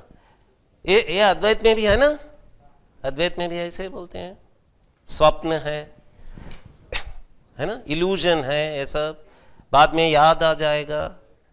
अब को दक्षिणामूर्ति स्तोत्र आता है क्या? विश्वं दर्पणदृश्यमाननगरी तुल्यं निजान्तर्गतं पश्यन्नात्मनि मायया बहिरिवोद्भूतं यथा निद्रया मायया बहिरिव उद्भूतं यथा निद्रया यः साक्षात् कुरुते प्रबोध समये है ना, प्रबोध समये स्वात्मानं येव अद्वयं स्वात्मानं येव साक्षात् कुरुते साक्षात् करोति, राइट, अद्वयम है ना। ये निद्रा है, हम निद्रा में हैं, अगर प्रबोध आ गया तो हमको याद आ जाएगा। ये सब अद्वैत में भी है, कश्मीर शैविज्म में भी है, श्री विद्या में है, नाथ संप्रदाय में भी है ना। ये सब इसके बारे में लिखता है, मिर्सिया एलियाडे लिखता है। ये cyclic concepts, they are in the form of forgetting and remembering also in these traditions. He writes, he gives the example of Natha tradition, he gives the example of Kashmir Shaiva tradition and all that. These cyclic times he mentions only that Mircea Eliade mentions, but he does not mention cosmology or astrophysics or any such thing, large time scales and all that. But cosmologists today, like Carl Sagan or any other astrophysicist, they have started believing, getting amazed that descriptions in Puranas about large time scales and large universe sizes, all this is coinciding with the ideas of modern cosmology, modern astrophysics, and that is also cyclic time only. So cyclic time is not just an imagination or some concept that has been evolved looking at day and night or seasonal cycles and all that. As per contemporary astrophysics and as per contemporary cosmology, it's a reality. Cyclic time is a reality. Cyclic time is astrophysical reality. It's a cosmological reality coming from the actual experimental understanding, actual observations coming from telescopes and their mathematics that they are doing out of that. Okay, so this cyclic time concept, which according to Mircea Eliade Hindus evolved, is getting confirmed by contemporary astrophysics also, contemporary cosmology also. That's a different story, but at least for the time being, let us tell ourselves that we are believers in cyclic time, all others are believers in linear time. Even history people, historians, whatever we call history today, these historians are also history believers. We started with history believers, they are also believers in linear time only. Cyclic time is not believed by history believers, but these people, myth believers, particularly Hindu myth believers, Hindu mythology believers, are believers in cyclic time. That is we myth believers, we believe in cyclic time. So our mythology, our mythological way of looking at the past, our way of looking at the past is a cyclic way of looking at the past. You understand? Linear and cyclic, these two words, are you able to understand these two ways of looking at the past? So if you want to tell anyone outside your world of Shastras, you studied Sanskrit, you studied Kavyas, you studied Puranas, you study Itihasas and Puranas, Ramayana, Mahabharata, Ashtadasha Mahapuranas, Upapuranas. If you want to understand the way they are explaining all these things, you tell them they cannot be historical, because history is a weak instrument, they have only linear time. Our understanding is much bigger, much more complex, much more vast, much broad, in that we have a cyclic understanding of time, which is at a cosmological scale, which is at an astrophysical scale, right? Historian's understanding is limited to this linear time only. He is struggling within that linear time, that too in historical time. Historical time means time scale where evidences are left, written records or whatever are left, if that is called historical time. If there is anything beyond that kind of documentation, for him it is prehistory, प्राग ऐतिहासिक है. इतना ही है, प्राग ऐतिहासिक, ऐतिहासिक इतना ही time scale में घूमते रहता है. घूमने दो, उसकी इच्छा है ना, किसी भी उसका इच्छा होता है, यही घूमते रहता है, घूमने दो, है ना. हम बहुत दूर चले गए, कॉस्मोलॉजिकल स्केल में चले गए हैं और एस्ट्रोफिजिक्स से ज्वाइन हुए हैं और साइक्लिक टाइम में बिलीफ होने लगा हमारा. So there are how many ways of looking at the past? What are they? Linear time and cyclic time. And Hindu way of looking at the past is cyclic time way of looking at the past. And we have this cyclic way not only in time scales, in time understanding, we have it in life, birth and death cycles also. We have it in many places. Our concepts are cyclic. Circle is very important for us. Cyclic concepts do exist in us. In the case of even forgetting and remembering also, we have that cyclic time way of looking at the past. Okay, these two way of looking at the past you understood. So in the previous talk, during the previous lecture, we were able to understand two ways of understanding, that was itihasa and history. That is a different comparison. There we were talking about itihasa being an understanding of the past where we remember only those things which matter, those things which are important for us, and forget all those things which are trivial, which are not important. शुद्र चीज़ों को हम भूल जाते हैं. वो धोती पहना था, नहीं पहना था, उसमें कौन से धागे थे, नहीं थे, वो क्या खाता था, क्या नहीं खाता था, बैठता था या उठता था, इन डिटेल्स को छोड़कर उसमें से वह अच्छा आदमी था, नहीं था, दान किया, दान नहीं किया, धर्म किया, धर्म नहीं किया, औरत को सताया, औरत को नहीं सताया. मैं औरत को सताया इसलिए बोल रहा हूं कि रावणासुर एक औरत को सताया था, वो एक मॉडल है. हनुमान औरत को मां माना, एक और मॉडल है. इन चीजों को याद रख लेते हैं. वो क्या कर रहा था, हनुमान कौन सा धोती पहना था, हमको याद नहीं है. वह धोती कहां बनाया था, वाराणसी में या बुलंदशहर में, ये हमें याद नहीं है, हम याद भी नहीं रखते हैं, है ना. वो कौन से कलर में था, भगवा कलर में या सफेद कलर में, याद नहीं है हमको. अगर पूछना है तो हनुमान से जाकर पूछना है कौन से धोती पहना था. हनुमान बोलता भी नहीं है, क्या मतलब, क्या काम है, लेकर क्या करोगे, बोलेगा ना, इसलिए हम पूछते भी नहीं है. ये इंफॉर्मेशन कौन याद रख लेता है, इसके ऊपर कौन रिसर्च करता है, हिस्टोरियन. हिस्टोरियन का दिलचस्पी इन चीजों में है, क्या वह कौन सा धोती पहना था, अगर जंप किया तो कितना हाइट था, जंप करने से पहले क्या बात कहा था, और जंप करने में उसको मार लगा कि नहीं, क्या करेंगे सब लेकर, है ना. यह हमारे इतिहास में ये डिटेल्स नहीं होंगे, जिससे मतलब है वही होगा. इतिहास में वही इतिहास है. और मैं और शब्दों को आपके सामने लाऊंगा.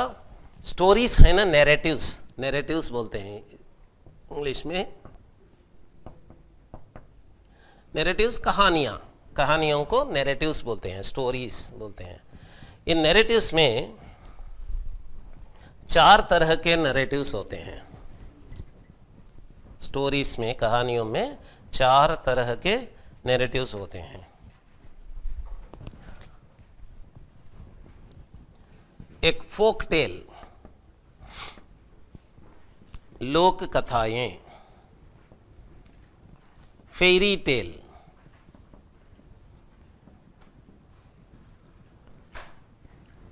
History, legend. 4 मिथ।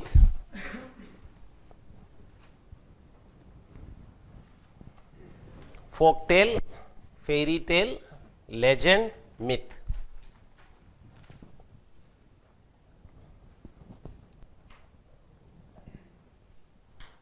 हम गांवों में गए तो लोग इनको अपने आप में कहते रहते हैं, एक दूसरे को कहानियां कहते रहते हैं, फोक टेल कहते रहते हैं, फेरी टेल कहते रहते हैं, लेजेंड्स कहते रहते हैं, मिथ को कहते रहते हैं। हमारे शास्त्रों में इतिवृत्त का जो वर्गीकरण किया गया, क्लासिफिकेशन किया गया है, उसमें इतिवृत्तों को प्रख्यात, उत्पाद्य और मिश्र इस तरह क्लासिफिकेशन किया गया है। आपको पता है इतिवृत्त में 3 तरह के इतिवृत्त होते हैं। प्रख्यात इतिवृत्त, प्रख्यात इतिवृत्त,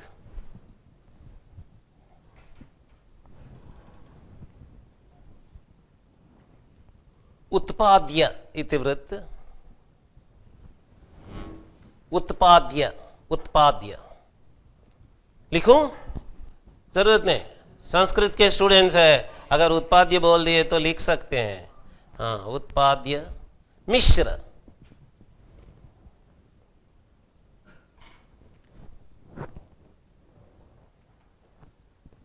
प्रख्यात इतिवृत्त वो है जिसका कहानी हमको परंपरा में मिली है, पुराने सैकड़ों सालों से, सदियों से, सैकड़ों सालों से हमारे तक आया है, उसको प्रख्यात बोलते हैं। कवि जब काव्य बनाने के लिए बैठा था तब कवि को और कवि के समाज को यह स्टोरी पता था, यह कहानी पता था, सब लोगों को पता था। पता होने के बाद भी काव्य बनाता है कवि। क्यों बनाता है? प्रख्यात इतिवृत्त को काव्य बनाने में क्या मजा है?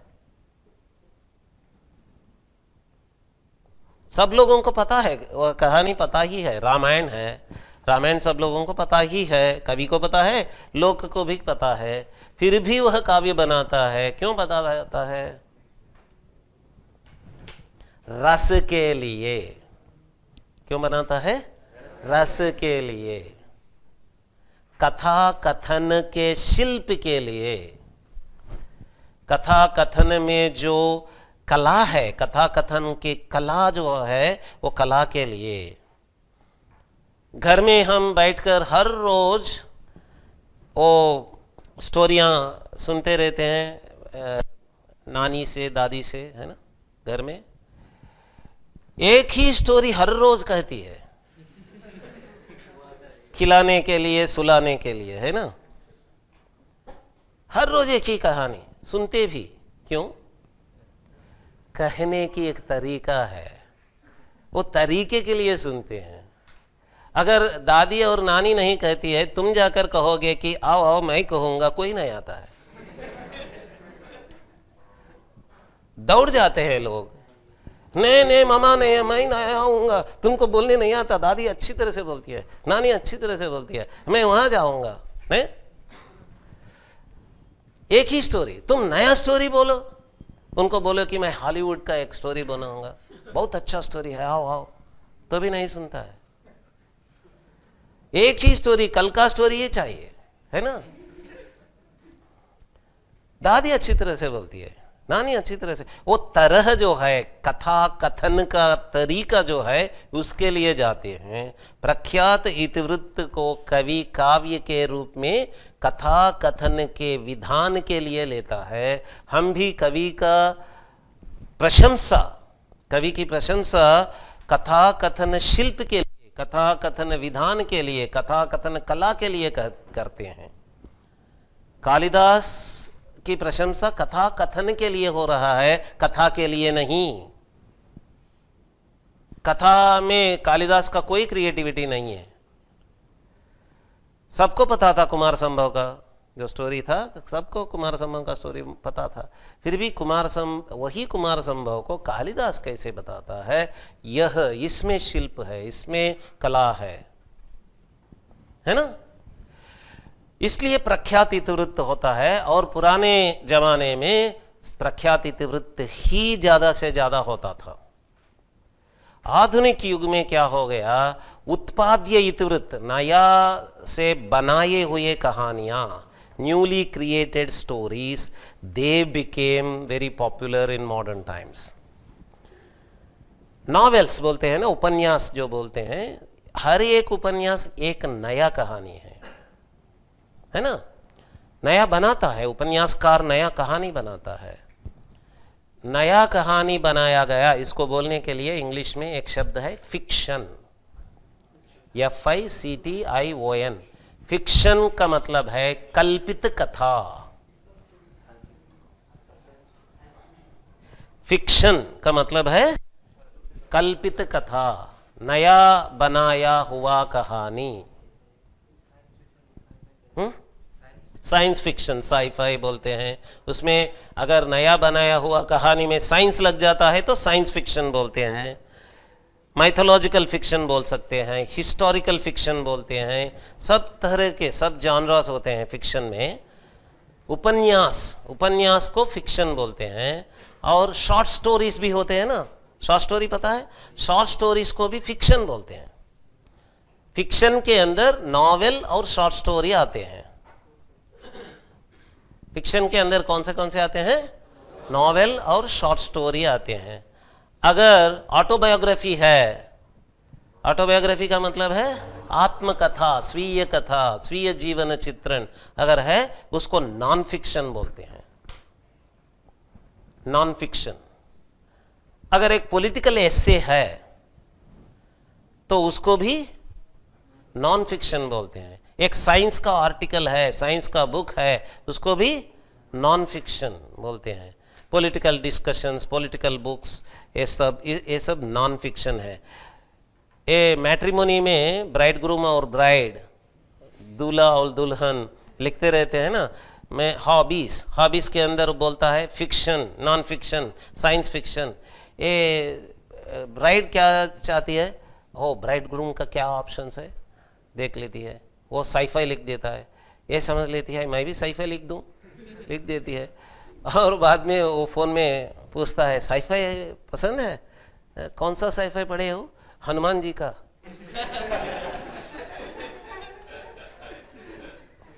इसको साइफाई का मतलब ही मालूम नहीं है, ज्ञात नहीं है, बोल देती है साइफाई, है ना। ऐसे ब्राइड्स मैट्रिमोनी में एप्लीकेशन कर रखते जाते हैं। आप भी शायद मैट्रिमोनी में लिखते हैं तुम्हारा क्या पसंद है, फिक्शन, नॉन फिक्शन, क्या है, बोलो मत, मुझे भी पता नहीं है। बोल दिया ऐसे ही, एक शब्द पसंद आया, फिक्शन नॉन फिक्शन बोल के लिख दिया, फिक्शन बोल के नॉन फिक्शन बोल के। इंटरव्यू में जाते हैं, बैंक के इंटरव्यू में, कंपनी के इंटरव्यू में, civil services IAS IPS interview में जाते हैं, हॉबीज पूछता है, फिक्शन लिख देते हैं, नॉन फिक्शन लिख देते हैं। वो इंटरव्यू ऑफिसर पूछता है कौन सा फिक्शन पढ़े हो, फिक्शन पढ़ा हो, कौन सा फिक्शन, वो कौन सा फिक्शन है, कौन सा नॉवेल है, इसका पता भी नहीं है। फिक्शन नॉवेल होता है ये भी पता नहीं है। अब पता हो गया ना, आगे लिख सकते हो, मैट्रिमोनी में लिखो। अगर तुम ब्राइड ग्रूम होकर लिखना चाहिए तो लिख दो, सच ही लिख दो, जानकर लिख दो, जानबूझकर लिख दो कि तुम फिक्शन पसंद करते हो या नॉन फिक्शन पसंद करते हो। अगर फिक्शन बोलना चाहते हो तो क्या बोल रहे हो, नॉवेल और शॉर्ट स्टोरी को पसंद करता हूँ। अगर नॉन फिक्शन लिख रहे हो तो मैं एसेस को पसंद करता हूँ, ऑटोबायोग्राफी को, बायोग्राफी को, इन चीज़ों को पसंद करता हूँ बोलना है तो नॉन फिक्शन बोलना। ये फिक्शन जो है ये उत्पाद्य इतिवृत्त में आता है। अपने अलंकार शास्त्र में इतिवृत्त का जो वर्गीकरण हुआ उसमें यह उत्पाद्य इतिवृत्त में आता है। फिक्शन इज उत्पाद्य इतिवृत्त। प्रख्यात इतिवृत्त तो कौन सा है, जिसको हम जानते हैं पहले से, जिसको हम जानते हैं, फोक टेल्स को जानते हैं, लोक कथाओं को जानते हैं, ये भी प्रख्यात है। फेरी टेल्स को जानते हैं, यह भी प्रख्यात है। लेजेंड को जानते हैं, मिथ को जानते हैं। मैं बोलता हूँ फोक टेल क्या है, फेरी टेल क्या है, लेजेंड क्या है, मिथ क्या है। अपने लोक कहानियों में एक लोमड़ी थी, अंगूर को देखी, ये सब है ना। ये लोमड़ी और अंगूर का जो स्टोरी है उसको फोक टेल बोलते हैं। एक चिड़िया और कौवा, उसका भी स्टोरी है, वो भी, उसको भी फोक टेल बोलते हैं। एक लकड़ी काटने वाला और उसका कुठार पानी में गिर गया, वो स्टोरी है, उसको भी फोक टेल बोलते हैं। ऐसे स्टोरीज को, ऐसे लोक कथाएं जितने आपको, कितने मालूम है आपको? सैकड़ों स्टोरीज मालूम है ना। ऐसे एक एक आदमी को बहुत से मालूम रहते हैं, है ना। एक एक आदमी के मेमोरी में कितना कितना नंबर है, उसको इंग्लिश में रिपर्टोयर बोलते हैं। Repertoire, repertoire, the spelling looks like रिपर्टोयर।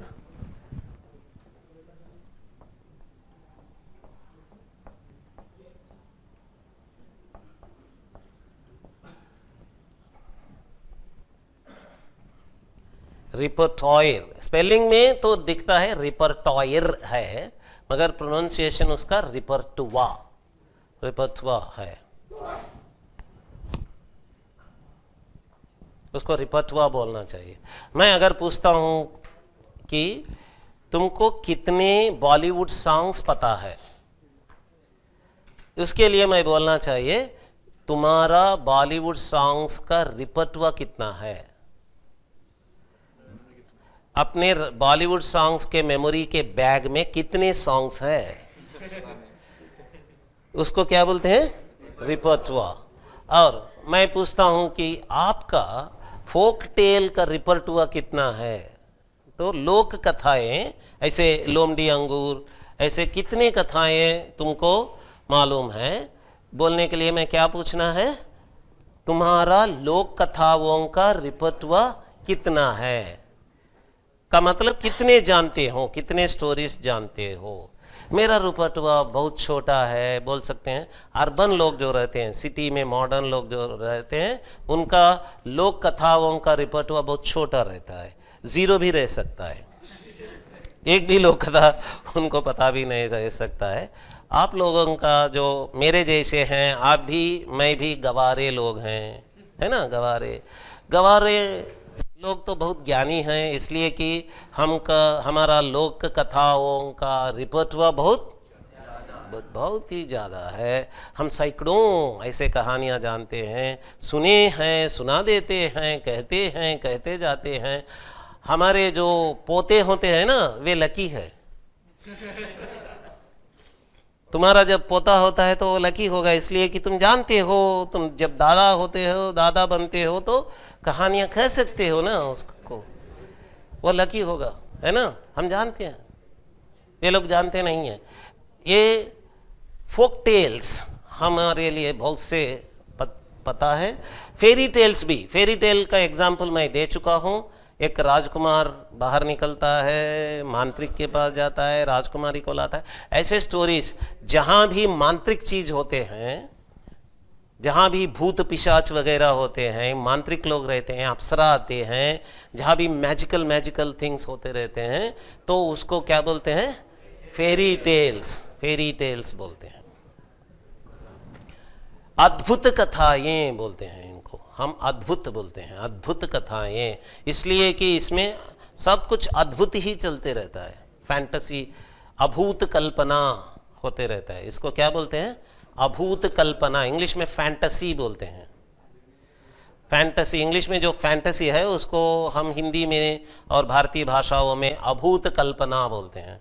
अभूत कल्पना ये रहते हैं फेरी टेल्स में, और ये अभूत कल्पनाएं भी मैजिकल रहते हैं, मांत्रिक रहते हैं, इंद्रजालिक दिखते हैं, ये जिसमें रहते हैं ये स्टोरीज। इससे फोक टेल्स तो छोटे छोटे होते हैं, फेरी टेल्स बहुत बड़े होते हैं, बहुत लंबे होते हैं।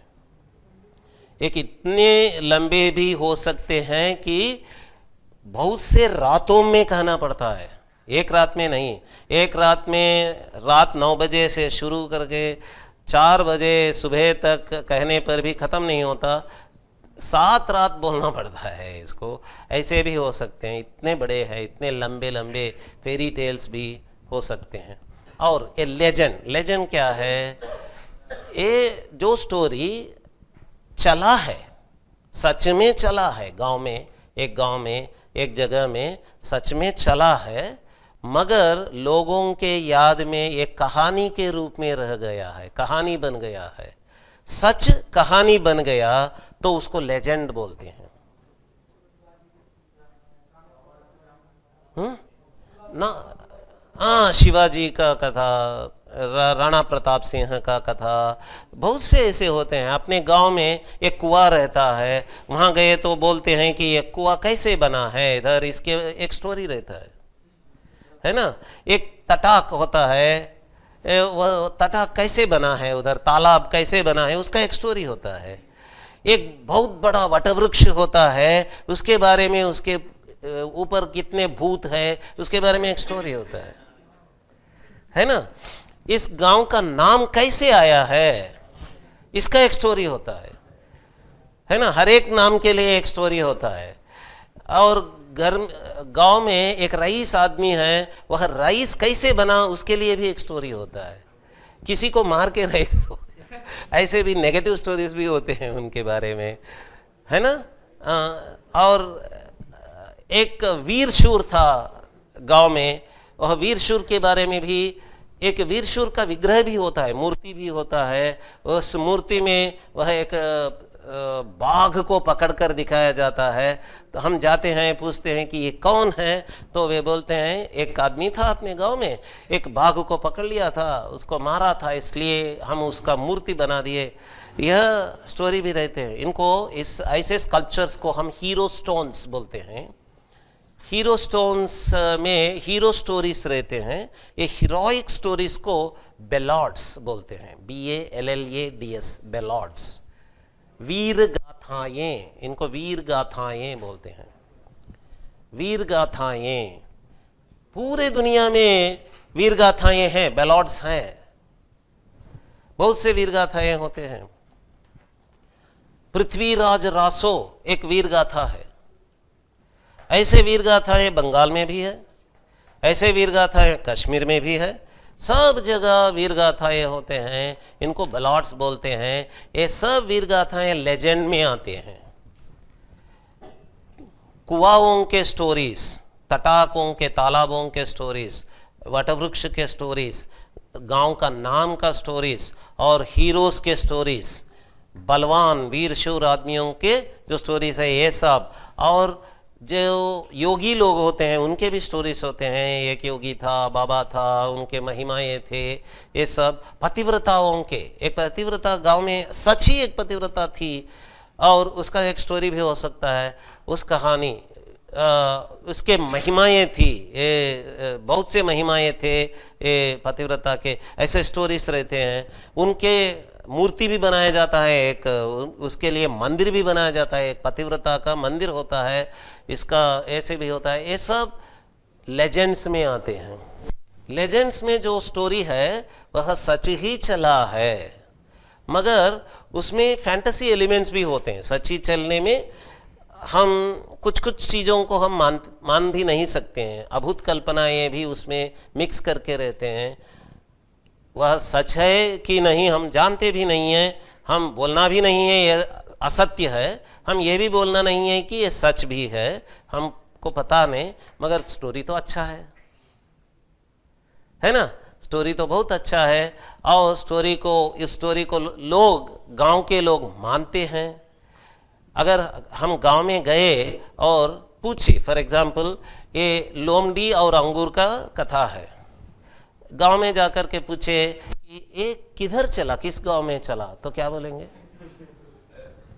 अरे बुद्धू हो, ये कहीं नहीं चला है, वह सिर्फ एक कहानी है ना।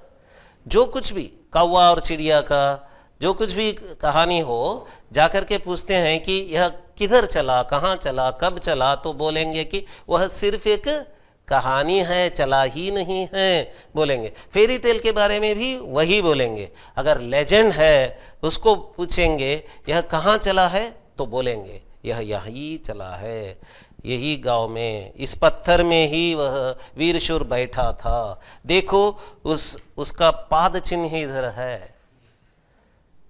बोलेंगे जो पतिव्रता थी उसकी साड़ी इधर है, देखो ये साड़ी का चिन्ह इधर है। बोलेंगे ना, ऐसे स्टोरीज को लेजेंड बोलते हैं। लेजेंड वह स्टोरी है जिसको लोग मानते हैं कि चला है, और वह चला है इसका एविडेंसेस भी बताते हैं। ऐसे कितने लेजेंड्स हो सकते हैं? Millions and billions. Just check on the internet. Once I wanted to check how many local legends are available. Local legends, I just typed local legends. I started getting billions and billions of pages from all over the world. एक गांव में ही हम 100 legends पा सकते हैं, 200, 300। ऐसे कितने गांव होते हैं?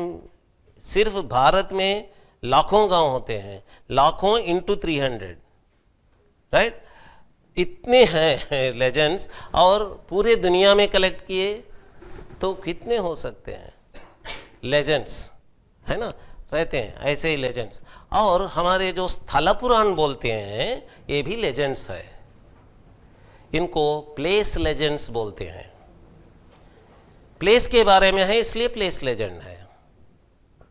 और प्लेस लेजेंड्स ऐसे भी हो सकते हैं जो रिलीजियस नहीं है, उसके बारे में जो हम सेक्रेड बोलते हैं ना, पूजा करने वाला विश्वास, ऐसा नहीं होता है, ऐसे भी प्लेस लेजेंड्स हो सकते हैं। फॉर एग्जाम्पल प्लेस नेम एक है, एक गांव का नाम है, गांव का नाम के लिए एक स्टोरी है। यह स्टोरी सेक्रेड स्टोरी नहीं है। सेक्रेड का मतलब उस स्टोरी में जो कैरेक्टर्स आते हैं उनका पूजा नहीं होता है। ओके, नॉन सेक्रेड लेजेंड्स भी हो सकते हैं, मगर स्थल पुराण सेक्रेड लेजेंड्स हैं। मतलब उसमें जो कैरेक्टर्स आते हैं उनका पूजा होता है। समझ गए? ओके, सो सेक्रेड लेजेंड्स और general legends, secular legends, non sacred legends भी हो सकते हैं। नॉन सेक्रेड और सेक्रेड। जो सेक्रेड लेजेंड्स है यही पुराण में आ जाते हैं। स्थल पुराण सेक्रेड लेजेंड्स होते हैं, वे पुराणों में आकर बैठ जाते हैं, पुराणों में कलेक्ट किए जाते हैं स्थल पुराण। और स्कांद पुराण एक ऐसा पुराण है जिसमें बहुत से स्थल पुराणों का कलेक्शन हो गया। जो कोई स्थल पुराण के पास हम जाते हैं तो वहां लिखा जाता है ये स्कांद पुराण से है। स्कांद पुराण स्थल पुराणों का इकट्ठा हुआ एक बुक है, बहुत बड़ा बुक है। और स्थल पुराण और जगह भी हो सकता है। और मिथ क्या है? मिथ बोले तो पुराण कथा, जो भी पुराण कथा है, अपने देवताओं के कथाएं, देव और राक्षस के कथाएं, इनको मिथ बोलते हैं। MYTH, मिथ बोलते हैं। वे भी मिथ में आते हैं। ग्राम देवता के, मानसा के, ये सब कथाएं मिथ के अंदर आते हैं। ओके, इसको ही माइथोलॉजी बोलते हैं। मिथ्स का कलेक्शन माइथोलॉजी है। क्या फर्क है मिथ और लेजेंड में? मिथ जब बोलते हैं, मिथ का कथन होता है, तो लोग बोलते हैं कि यह यहां नहीं चला है, मेरे गांव में नहीं चला है, ऊपर आकाश में चला है। जहां यह चला था वह इस दुनिया के अंदर नहीं आता। It does not come under this space and time, it does not belong to this space and time, it belongs to some supernatural world. चला ही है। अगर कोई मिथ बोलता है, अगर ग्राम देवता का स्टोरी है, हम जाते हैं कि बोलते हैं कि यह कथा चला नहीं है, तो क्या होगा? गांव में जाकर एक बार एक्सपेरिमेंट करो। यह स्टोरी है, सिर्फ स्टोरी है, यह चला नहीं है, बोलकर देखो क्या होगा। इतना पिटाई होगा, जिंदा रहने का चांस भी नहीं है ना। लोग उसको इतना मानते हैं कि चला है, वो मानने में इतना भी चूट आने नहीं देते वे लोग। इतना फेथ है उसके ऊपर, चला है ऐसा। कहाँ चला है बताओ बोले तो क्या बोलते हैं, नहीं नहीं इधर नहीं, स्पेस में, कहीं कभी कृतयुग में, शायद कृतयुग से भी पहले, शायद कब चला है हमको पता नहीं है, चला है।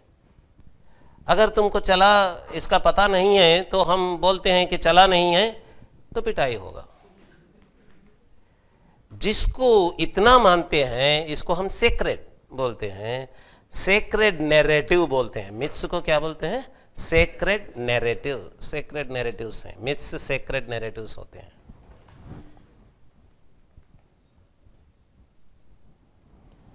ऐसे मिथ्स सब दुनिया के सब समाजों में रहते हैं, सब समाजों के लिए उनके अपने अपने मिथ्स होते हैं। ग्रीक मिथ्स थे, रोमन मिथ्स थे, इजिप्शियन मिथ्स थे, मायन मिथ्स थे, एस्टेक मिथ्स थे, इनका मिथ्स थे, चाइनीज मिथ्स थे, जापानीज मिथ्स थे, आयरिश मिथ्स थे। सब जगहों में दुनिया में पुराने जमाने में मिथ्स थे। और मैं एक और बात भी बताऊं, लोग बोलते हैं ईसाइयों के लिए मिथ्स नहीं है, ईसाई एक ऐतिहासिक संप्रदाय है बोलते हैं ना, इसलिए कि वे बोलते हैं तुम्हारा जो डेट का कैलकुलेशन है उसमें हर रोज आप ईसाई सदी बोल के लिख रहे हो ना, क्रिस्त शक है ना लिख रहे हो, इसलिए देखो वो ऐतिहासिक है बोलते हैं। मगर बाइबल में जो जेनेसिस का स्टोरी है, ये आदम ईव का स्टोरी हम शाम में कह रहे थे ना, वो this story Adam and Eve story is a myth, इसलिए कि उसका कोई हिस्टोरिकल एविडेंस है। आदम कहा था, इंस्क्रिप्शन है उसके लिए, आदम का कोई कॉइन है, इंस्क्रिप्शन है। जैसा रामायण है वैसे ही आदम ईव का स्टोरी है, जैसा महाभारत है वैसे ही आदम ईव का स्टोरी है, जैसे भागवत पुराण है वैसे ही आदम ईव का स्टोरी है, वह मिथ ही है। और ईसाइयों का संप्रदाय वह मिथ के ऊपर ही निर्भर है, इसलिए कि अगर वह ओरिजिनल सिन बोलते हैं ना, प्राइमोर्डियल सिन, पाप जो ईव की थी और आदम किया था वही नहीं है तो उसका रिडेम्पशन ही नहीं है, उसका परिहार भी नहीं है, उसका परिहार नहीं है तो क्रूसिफिकेशन नहीं होगा, क्रूसिफिकेशन नहीं है, ब्लीडिंग नहीं है, रक्त का स्राव नहीं होगा तो हम रक्त का स्राव में शरण लेना भी नहीं होगा। ईसाई क्यों बनना है, रक्त में शरण लेना है, किसके रक्त में, जीसस के रक्त में शरण लेना है। जीसस के रक्त क्या किया है, हमारे पापों का परिहार कर दिया है। वो पाप हम किए क्या, तुम किए हो क्या, तुम किए हो क्या, नहीं नहीं नहीं, हमारे तरफ से आदम किया था, ईव किया था। जो पाप वे लोग किए हैं उसका परिहार जीसस करता है, इसलिए आ जाओ और जीसस के शरण में आ जाओ, जीसस के शरण में भी नहीं, जीसस के रक्त के शरण में आ जाओ क्रूसिफिकेशन में। ये सब किसके ऊपर निर्भर है, आदम ईव के स्टोरी पर। आदम ईव का स्टोरी मिथ है, इसलिए हम बोल सकते हैं कि ईसाइयों का संप्रदाय भी मिथ पर निर्भर है। यह बोलने से उन लोगों को थोड़ा ठेस पहुंचता है, वो लोग बोलते हैं नहीं नहीं नहीं हमारा ऐतिहासिक है, ऐतिहासिक है। मगर अगर हमसे पूछे तो तुम्हारा मिथ पर निर्भर है तो हम क्या बोलेंगे, हाँ सच है, हमारा संप्रदाय मिथ पर ही निर्भर है, हम मिथ मानने वाले लोग हैं, हम मिथ बिलीवर्स, इधर लिखे थे ना मिथ बिलीवर, हम मिथ बिलीवर्स है, इसमें कोई आपत्ति नहीं है ना, हम मिथ बिलीवर्स ही है। उनको थोड़ा धक्का लग जाएगा कि हम तो ऐतिहासिक मानते थे अब तक, नहीं नहीं ये भी मिथ बिलीवर्स है। इसका मतलब है हम जो साइंटिफिक रिसर्च, इधर साइंटिफिक स्टडी कर रहे हैं, इस साइंटिफिक स्टडी में हम ये कर रहे हैं कि हर संप्रदाय में, हर धर्म में मिथ पर निर्भर रहना एक कॉमन फीचर है। इसलिए क्रिश्चियनिटी में भी है, जुडाइज्म में भी है, इस्लाम में भी है। ऐसा बोल रहे हैं, हम किसी को अपमान करने के लिए तो नहीं बोल रहे हैं, एक कॉमन फीचर है, लॉजिकल साइंटिफिक स्टडी में हम बोल रहे हैं कि सब संप्रदाय में ऐसे ही होता है, सब धर्मों में ऐसे ही होता है, तुम में भी ऐसे ही है, ऐसा बोल रहे हैं, उतना ही। तो उधर भी एक मिथ है, आदम ईव का स्टोरी, इसलिए कि उसका हिस्टोरिकल एविडेंस कुछ भी नहीं है। ऐसे हमको तो बहुत से मिथ्स हैं वर्ल्ड वाइड, दुनिया में सब समाजों में मिथ्स है, मैथोलॉजीज है ना। इन मिथ्स और लेजेंड्स में देखिए ways of looking at the past है ना, इस ways of looking at the past में legendary way of looking at the past भी है, mythical way of looking at the past भी है ना। शाम में हम सीख लेते थे कि दो तरह के लुकिंग एट द पास्ट है, लीनियर टाइम और साइक्लिक टाइम, वो एक क्लासिफिकेशन है। ये एक और क्लासिफिकेशन ये है कि हम लेजेंड और मिथ को भी पास्ट मानते हैं। सब दुनिया के समाजों में लेजेंड्स होते हैं, मिथ्स होते हैं। सब दुनिया के समाजों में लेजेंड को पास्ट मानना, मिथ को पास्ट मानना होता है। ये सब दुनिया के समाजों में है, सिर्फ भारत में नहीं। भारत में जो सिर्फ है वो साइक्लिक टाइम है, यह तो दुनिया के बाकी के समाजों में नहीं होता है। मगर लीनियर टाइम हो या साइक्लिक टाइम, मिथ रहना दुनिया का यूनिवर्सल फीचर है। लेजेंड होना दुनिया का यूनिवर्सल फीचर है। लेजेंड को पास्ट मानना, मिथ को पास्ट मानना दुनिया का यूनिवर्सल फीचर है। और ये तो कोई अजीब चीज़ भारत में रहता है, भारतीयों में रहता है, ऐसा नहीं है। हम जो अजीब लोग नहीं हैं, हम सब दुनिया के सब लोग जैसे हैं, हम भी ऐसे हैं। वे भी लेजेंड मानते हैं, हम भी लेजेंड मानते हैं। वे भी मिथ मानते हैं, हम भी मिथ मानते हैं। और जो लोग मिथ को मानकर मंदिर बनाकर, मूर्ति को बनाकर मूर्ति पूजा करते थे, वे लोग बहुत थे दुनिया में। उन सबको क्रिश्चियनिटी में, इस्लाम में कन्वर्ट कर दिया गया है। हम लोग बचे हैं दुनिया में जहाँ माइथोलॉजी को मानते भी हैं, मंदिर भी बनाते हैं, मूर्ति को रखते हैं, मूर्ति पूजा भी करते हैं। ऐसा एक ही समाज बचा है। पहले दुनिया में सब दुनिया ऐसा ही था। पॉलिथीइज्म था, बहुदेवता आराधन था, और मंदिर थे, मूर्ति थे, मूर्ति पूजा होता था। सब दुनिया में ऐसा था। एक ही दुनिया में एक ही मुल्क ऐसा बचा है जहाँ वह कंटिन्यू हो रहा है ना। Myth society, myth believing societies में हम एक ही बचे हैं। और वे भी बचे हैं मगर वे नहीं जानते हैं कि वे मिथ को मान रहे हैं। अगर आप साइंटिफिक स्टडीज़ में देखें तो वे बोलते हैं कि नॉवेल्स भी मिथ के एक अलग तरह के फॉर्म्स है। मैं बोल चुका हूँ क्या, हीरो विथ 1000 फेसेस एक बुक के बारे में? हाँ, रास्ते में बाहर बोला था किसी को। आप सब लोग लिख लीजिए, there is a book called hero with 1000 faces. Hero with 1000 faces.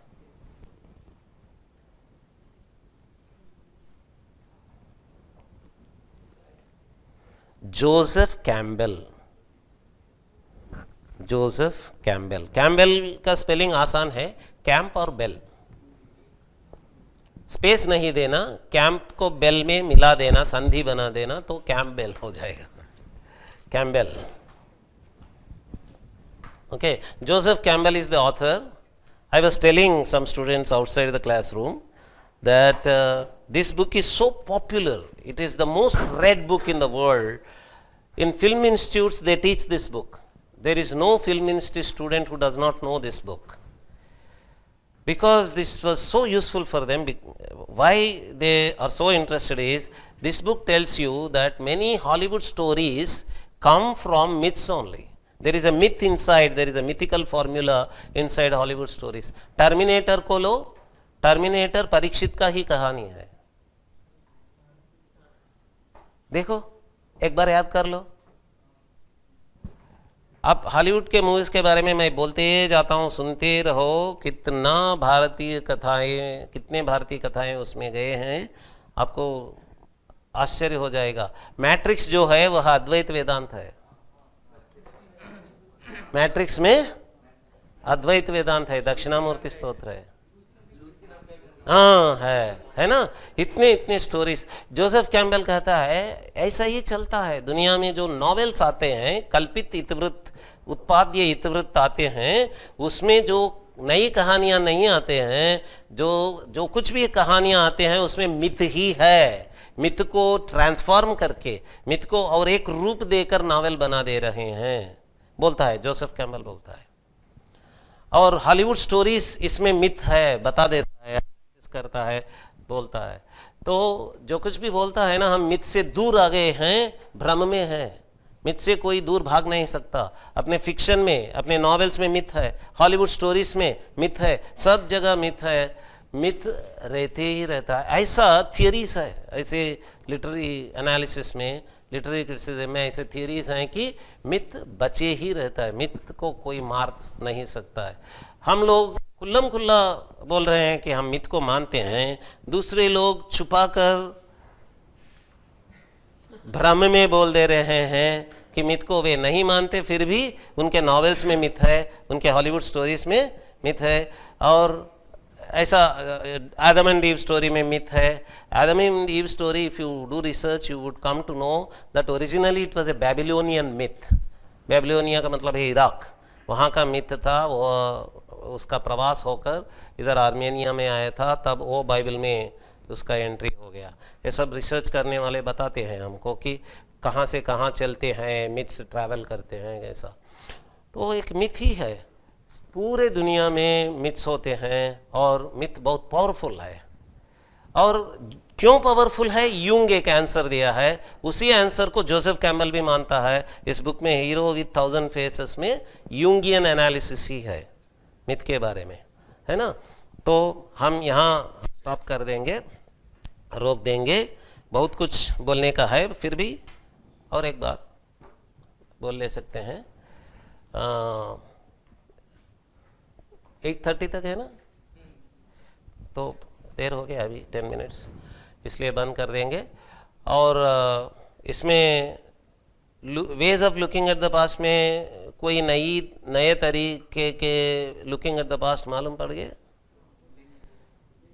Linear time, cyclic time.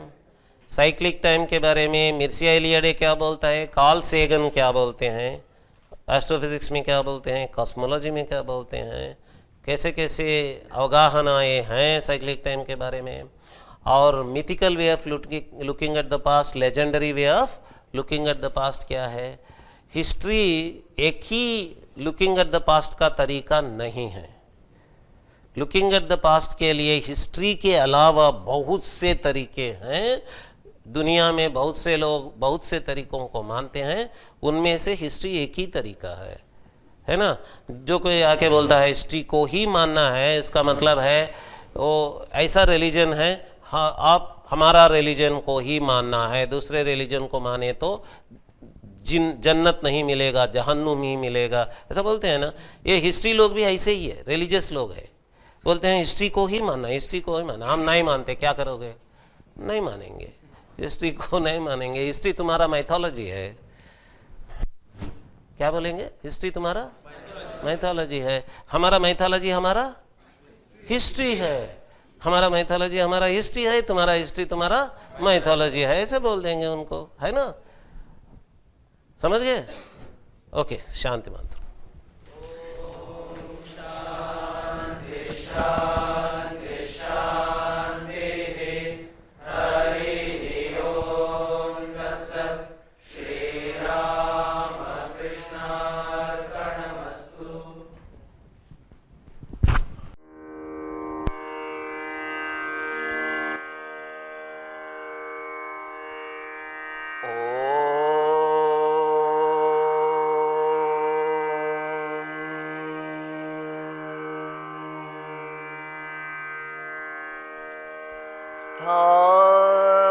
स्थापकाय च धर्मस्य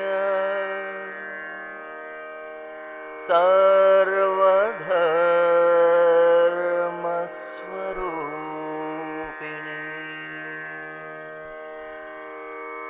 अवतार